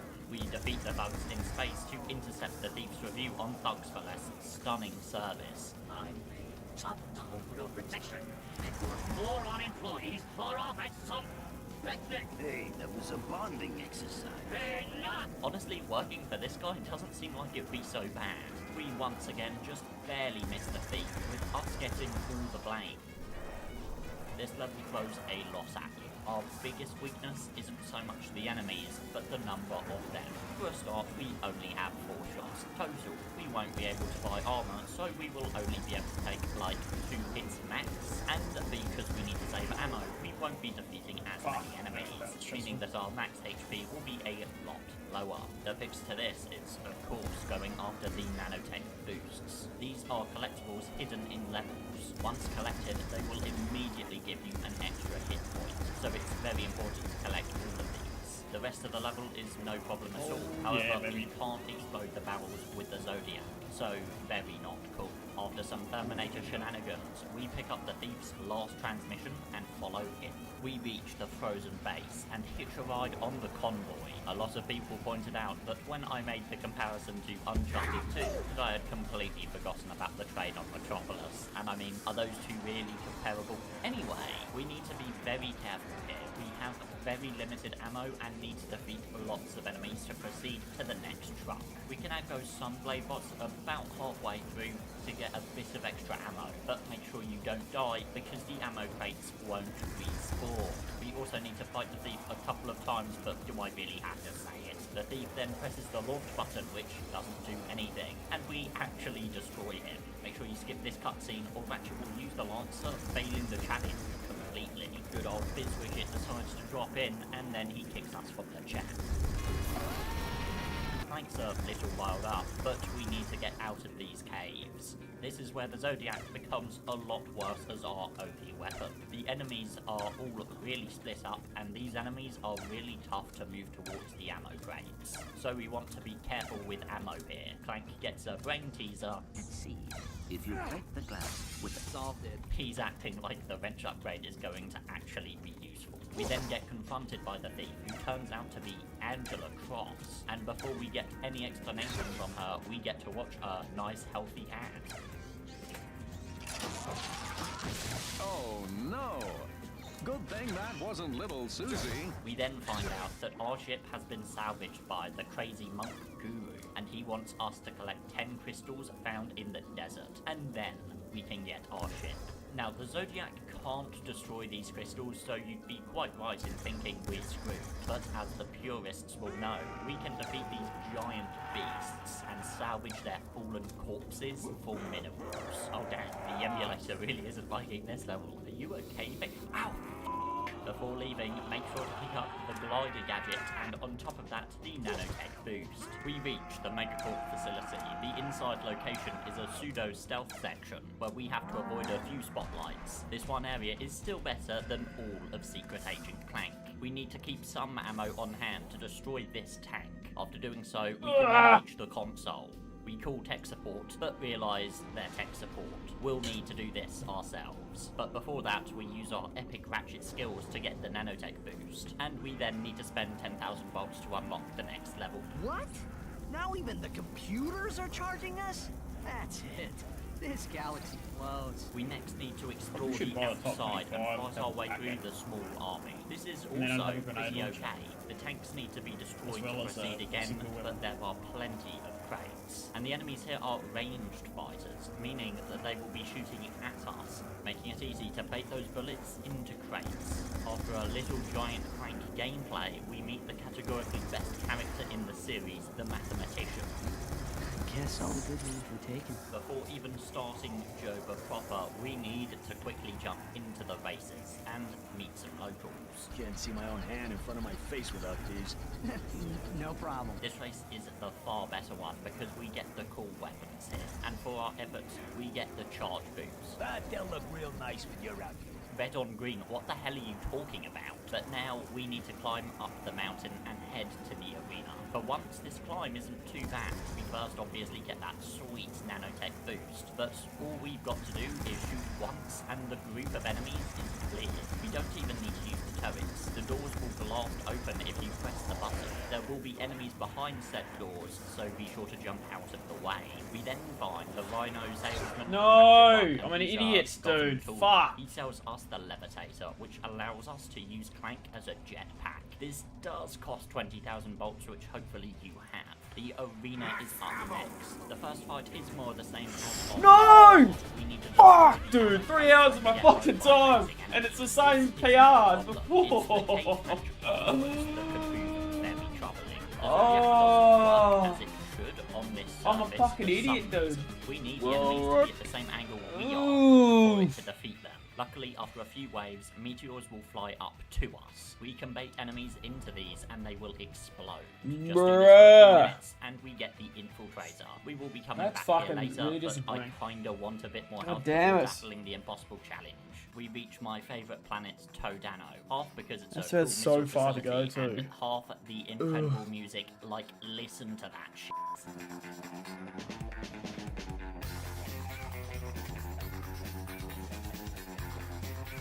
Alright, let's try and fucking speed this up, because I was trying to play the We easy. then so I also can get to use legitimately my favourite hacker tool, the infiltrator. What's everyone's thoughts on this one? I know it's just spamming directions, but I've always liked it. We can use our charge boots to get through the minefields, and we fight our way through a missile warehouse. These rooms will have a wave after wave of enemies spawning in, and due to our lack of ammo, we can't really defeat them. But we can quite easily run past most of them and use the infiltrator. Just be careful, because it'll only take 3 hits for them to kill us. We get a transmission from Angela and witness child torture, courtesy of Megacorp. Now, anyone who's watched one of these runs before will know that Bolden is normally one of the hardest levels in the game. It's a heavy combat level with lots of enemies all around you. But But this kind of combat is the Zodiac's specialty. A single shot will wipe out full streets of these enemies. It's actually insane just how many enemies this thing can kill with a single shot.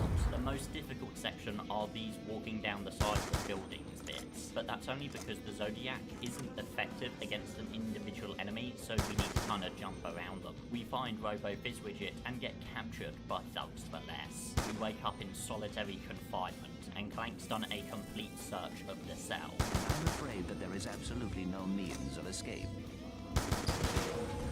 Fucking slowest round one of my fucking life. Someone's got a girlfriend. Come I on. will be right back. Don't stop for anything along the way.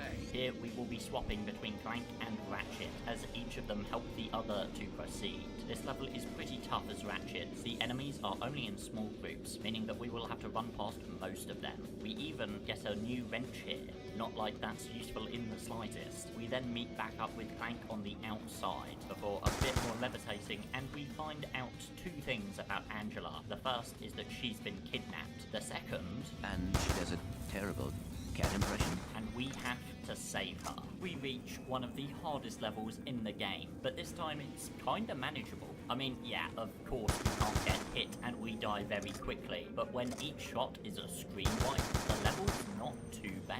Now, it's not like we can be insane with it, but there are a couple ammo boxes around. A really quick note, make sure to not have enemies destroy this health crate, or loads of enemies will spawn in and you won't be able to proceed. We do need to get them to destroy this crate at the end, but after one final shot, we need to take down the mech, and I'm committed.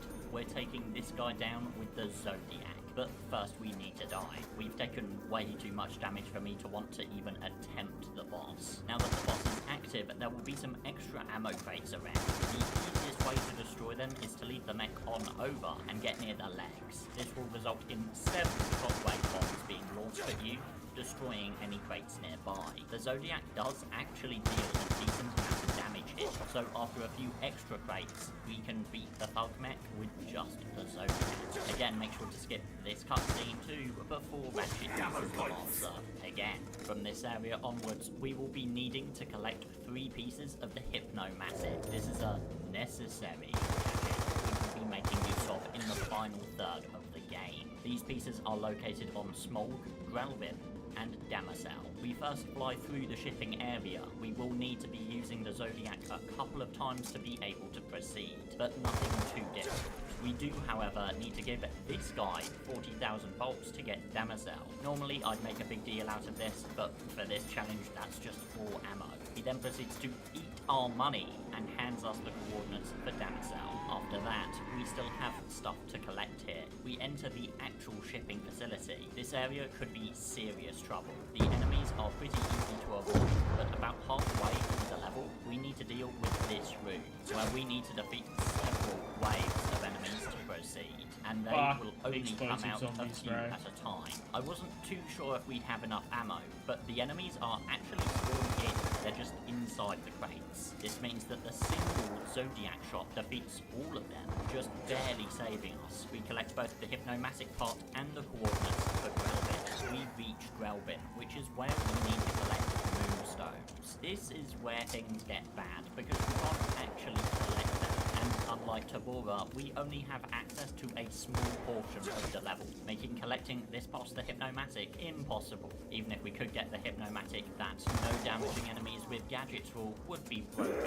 So I guess we'll just have to skip this level with a high jump here. Haters will say it was my plan from the beginning. Before we head to Yeadle, we've got one final stop. We are going to try to complete the entire arena and the impossible challenge, which does get pretty tough. As mentioned previously, when in cage matches, we want to damage the enemy with the meteors rather than our Zodiac.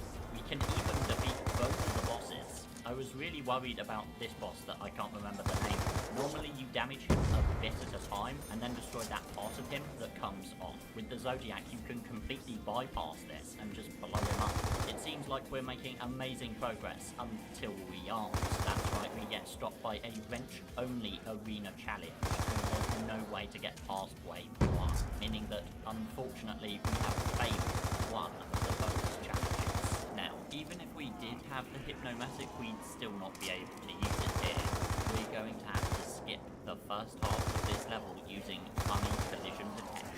jump onto this ledge and run across the wall. I jump onto the rocks and charge boot across.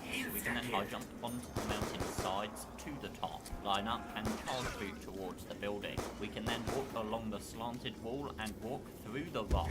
Walk up to the top, line up like this and charge boot into the void and try to land on the teleporter. And there you go. The middle of this level isn't too hard actually. We do have to run away from most things. The only real thing to mention is that there are 2 tanks that need to be taken out near the end.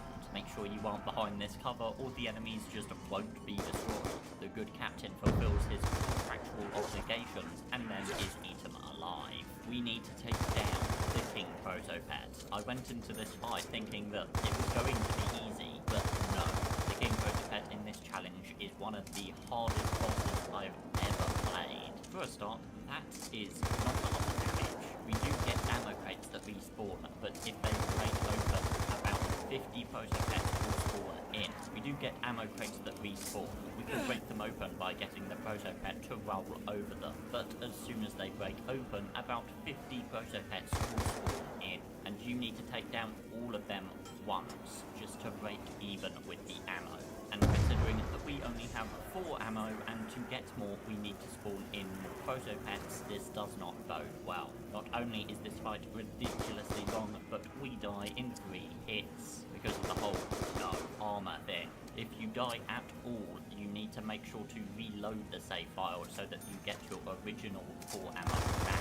When the Protopet eats the dynamo bomb, run up close behind him. The meteors will damage him a lot. This is a very dangerous tactic, but oh wow. The Protopet will go down with a bit of time, but it did take me about 2 hours. With the Protopet turned back, Captain Quark gets what he deserves for this hell, and the Ratchet & Clank 2 Going Commando Zodiac Only Challenge is complete. Thanks for coming along, Matt. I couldn't have done this challenge without you. Do you want to tell the viewers about what you do? Oh, thanks for having me, James. As for me, I do my own challenge runs, let's plays, and any other random thing I feel like making. Feel free to drop on by, but until then, I'll see you guys later. Definitely make sure you check him out. He was a pleasure working with. He's returned to YouTube and the algorithm isn't doing him favors right now. Also, I'm still working on that Q&A video, which will probably be the 4K sub special. Oops. I've received a few questions, but if you have any, be sure to leave them in the comments below. Thank you to all YouTube members. I appreciate every single one of you. A specific thank you to Al Gore, Bento Baker Primordius, Friendly Neighborhood Lurker, Individual, Multibrad X, No One, Bendergame012 on YTB, _ XXPitters 98XX _, and thank you for watching the full video.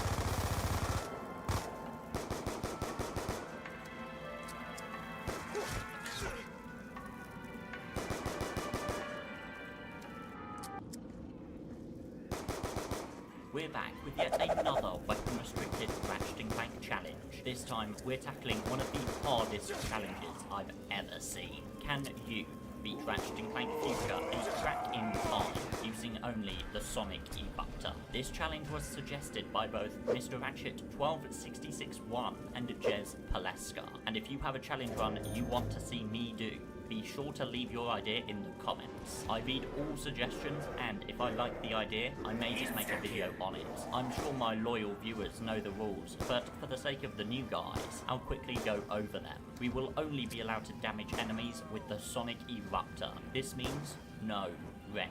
On top of that, the wrench cannot be used to destroy crates either, though I should note that we will use the wrench for bulk tanks and collecting zoning. We will be allowed to use any and all gadgets. By the way, we will be playing on a fresh save file, so unfortunately it will be a wrench only run until the second vendor on Quantos, but we can buy the Sonic Eruptor. And we've got a bonus challenge.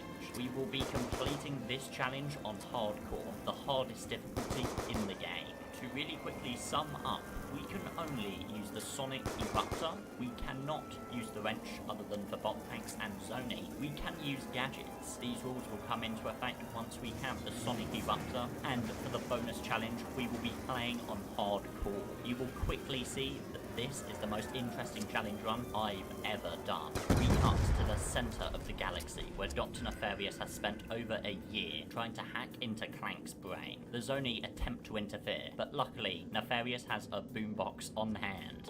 Not the hypersonic brainwave scrambler. Hypersonic brainwave scrambler! Clank wakes up, and we need to get out of here. Unfortunately for the challenge, we will have to give all Clank levels a pass. There are too many enemies in the second half of the game that you need to defeat to open a door. I mean, Clank with a sonic eruptor, huh, that's a world I'd love to live in. Getting through the Great Clock is easy, and we get stopped by Nefarious. Oh boy, that aged like a bowl of cereal you leave on the counter. Yikes! We jump to the other side of the galaxy for my favourite game, Ratchet and Quark. Due to the time anomaly caused by Nefarious, they end up crash landing, and we need to find a way of repairing the ship. Now, as per the rule set, this is a wrench-only run until the second vendor on this level. This is because we need to get about 4,000 volts to buy the weapon first, but also because there are a couple of instances of us actually needing to defeat enemies, like when we are saving the children halfway through this level. It's all good though. Exploring the jungle with our captain is always a treat. We find a weapons vendor, but it's the next one that will actually be able to sell us the Sonic Eruptor, so we're going to have to stay bench only for just a little bit longer. But after saving 3 children and meeting the chieftain, we are then invited back to their village where we can buy the Sonic Eruptor. The rule set is now in play. We can only use the wrench for bolt tanks and Zoni collecting. It's certainly convenient, as right after collecting 2 Zoni, the planet is under assault from Lord Vorsalon. But it's okay, the captain will defend the civilians. For I bring the thunder. You win again, technology. Okay, I guess not. With our brand new Sonic Eruptor, this encounter is quite easy. Just to remind everyone, the gimmick for this weapon is that when you fire when the frog's lungs are full, it will be a much wider and more powerful blast. This essentially means we need to be very aware in combat to min-max our ammo. The biggest threat from the other Crack in Time challenges were these tanks. These guys can cut you down in less than a second. In this challenge, not so much. A fully charged shot will stagger the enemy for a few seconds, cancelling their wind-up. And yes, you can repeat this. Unfortunately, Vorsalon still gets away, but with this third Zoni, we can now fix Aphelion. We follow Vorsalon's ship into space. Just when all hope is lost, we pick up a transmission from the captain. They're coming with food. Oh, thank heaven, they're coming with... tap water? Animals. Now, this level isn't too bad at all. There are plenty of crates and vendors littered about. In this level, we are introduced to a new gimmick with enemies. 3 tiny robots can combine into a larger one. This should hopefully never really be a problem, as the tiny enemies die in a single shot of the Sonic Eruptor, which again is a shotgun. We eventually find the heroic captain attempting to talk a child into sacrificing himself so that he might then, keyword with might, be able to escape a little easier. What's your name? The child. Hurl yourself into this laser wall as hard as you can. Luckily, we can pull the battery out and help Quark and the civilians escape, but we still have a boss fight left. Vorsalon isn't too bad, but it does reveal a very annoying gimmick with these bosses. Obviously, we don't have enough ammo to defeat Vorsalon on hardcore. However, these ammo crates will respawn, essentially giving us unlimited ammo for bosses. There is, however, a very key annoying thing with exploiting this. All our ammo must be gore, including the ammo from Ratchet's other weapons, which is why the first rule is specifically about damaging enemies. For this one, I will have to allow us to consume ammo from other weapons, under the specific regulation that the other weapons cannot gain even a single point of XP if we accidentally do damage a boss while attempting to decrease our ammo. The only option is to reload the save. With all that in mind, defeating Vorsalon is no problem at all. To avoid the camera locking on while consuming ammo, I held L1 so that I had complete control of the camera. But this does mean that we don't know where Vorsalon is. We do defeat him and we collect a few moons only. I'm not going to go over each moon individually, just know we will be collecting a lot of the Zoni from them. back with Clank, we meet Nathan Drake, Sigmund, You got a great ass, Sully. who gives us training in the ways of time maintenance. We then get the incredible Clank puzzles. This is the only game in the series when I'm actually looking forward to Clank levels. We meet Clank's dad, voiced by Mario, who gives us the Chrono Scepter. This allows us to manipulate time through slowing it down. After a few more puzzles, we get a boss fight. The Hypersonic Brainwave Scrambler is pathetically easy. Just combo him a little bit and he will go down. Before entering Torun 4, we can actually go to level 3. Now, while we can't actually do any of this, we can get far enough in to buy the first armor in the game. This will give us a bit more protection a little bit earlier. But anyways, to the actual level. Torun 4 has very little combat, but the enemies we do defeat end up leveling our weapon up to max. The fog is now blue, and it deals a lot more damage. This does mean that right now, we are at peak strength, and the enemies are only going to get bigger and stronger. After a few battery bots get found, we also find Alistair Azimuth, who doesn't seem so pleased to see us. After that terrible misunderstanding, he gives us the hover boots. These will allow us to travel around at breakneck speeds, and after a quick timed obstacle course, Azimuth tells us to meet him in Axiom City. We reach the cityscape on Terracnos, and after fighting through the starports of the city, we reach the main plaza, where the general has been causing quite a bit of trouble. Nefarious will be sending waves and waves of enemies at us, attempting to protect Pollux Industries. The first half of this fight is very easy as we have a vendor, but the second half will require some incredible min-maxing. While there is a lot of ammo in crates, there isn't enough for us to not be careful. We are able to do it first try, but just barely, so just be mindful here. Ratchet then needs to activate and power the hologram, and now revive the power lines. We infiltrate Pollux Industries' air ventilation, which hosts small tanks and several UFOs. There may be a lot of enemies here, but there's a vendor right at the beginning and several ammo crates. On top of that, Azimuth will be aggroing attention constantly, leaving only a few that are attacking us. As mentioned, even the tanks don't stand a chance against the fully leveled up Sonic Eruptor. We infiltrate the computer room to find nothing but nerds. If you intend to manhandle me, I'll have you know I am a level 60 wizard with melee ability. We now need to fight the VX-99. This begins with us spinning a few bolt cranks on his body while dodging the lasers he shoots at us. After a few waves of enemies, Alistair Azimuth gives us a ride to the top of the VX-99. With 4 max powered shots, we can destroy all 3 shield generators if we position ourselves correctly. Now, for some very bad news. While ammo will respawn in this fight, it is for some reason seemingly hard-coded to be Constructo pistol ammo. I tried for a couple of hours, including reloading the save file several times, but this seems to just be a thing that happens. I think it's due to the fact that this ammo doesn't come from a box, but the boss itself. Regardless, if we run alive, we will need to defeat him with the wrench. We will be keeping track of the enemies killed by the wrench up here. We want to keep this number as low as possible. The VX-99 is destroyed and we escape. Nefarious then crashes out. How could you be so utterly incompetent? I'll leave you two alone. We play as Clank a little bit more, and in this segment we are introduced to the only part I don't love in his levels.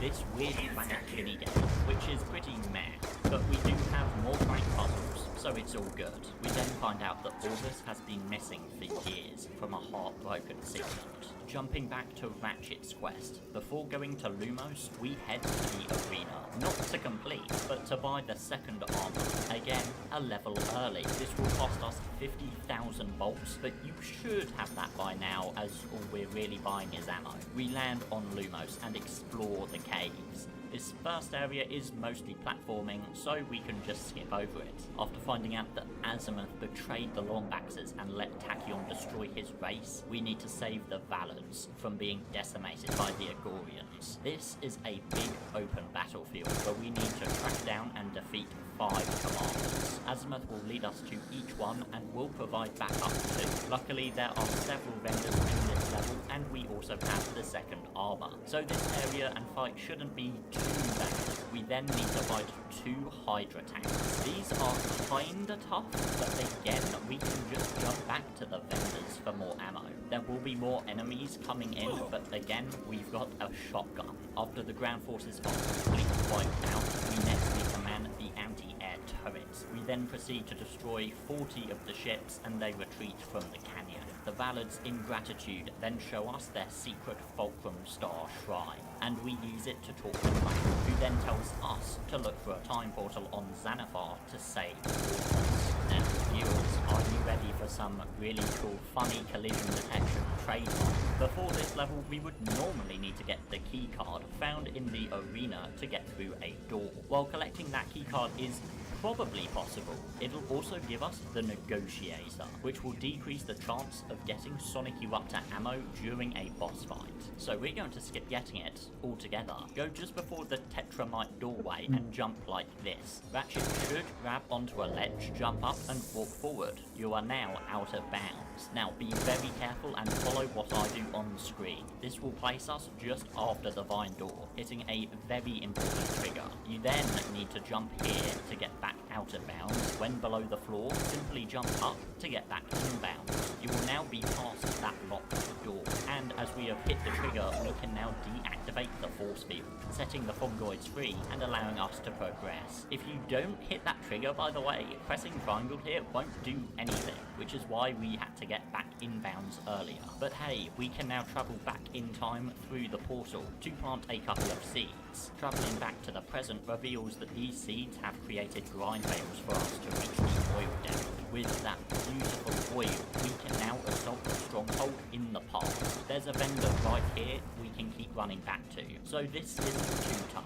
We then find Orvis, but we're too late. We proceed to give Nefarious a new scar. Vorsalon calls us to show he has captured Azimuth, and we need to save it. Okay, so I've got some very bizarre news. When I entered the second visit to Vorsalon, this happened. The ship is completely gone.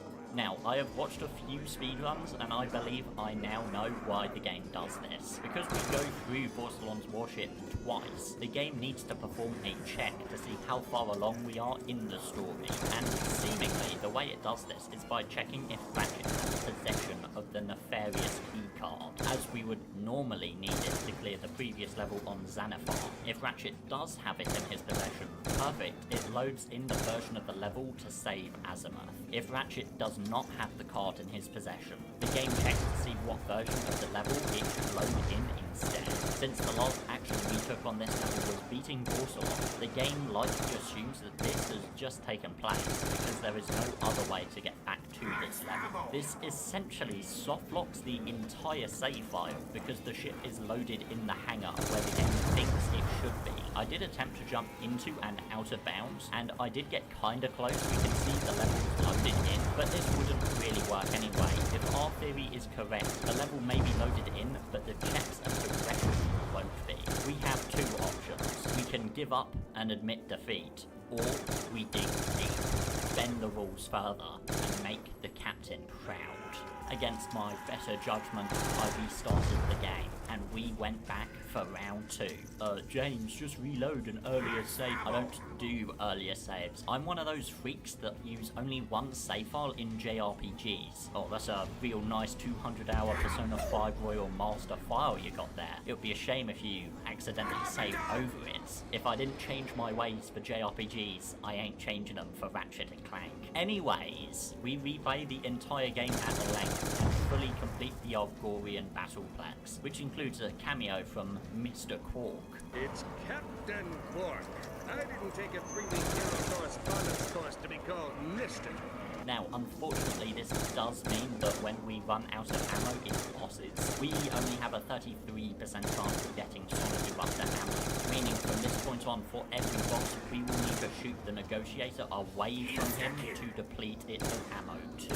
We complete Xanathar legit because I'm not taking any more chances with this shit. And 5 hours later, we're back to where it started. Oh, and the doors open now, but we're going to wish they didn't. This is by far one of the hardest levels in the game. It is partially alleviated with a vendor we can return to, but that doesn't matter when you die in 2 hits anyway. We can luckily stagger the enemies with the Sonic Eruptor, but that won't help us much against the Force. He's had a massive buff, and now since we have 3 weapons, we've got a much lower chance of actually getting Sonic Eruptor ammo. This isn't too much of an issue. Again, just enter first person mode and shoot at the walls. Now, this may be a blowing on cartridge fixes it effect, but having the Sonic Eruptor equipped felt like it gave me the ammo more frequently. We can also use the wrench to activate this frost, which will freeze Vorsalon for a few key seconds, leaving him open. We then need to deactivate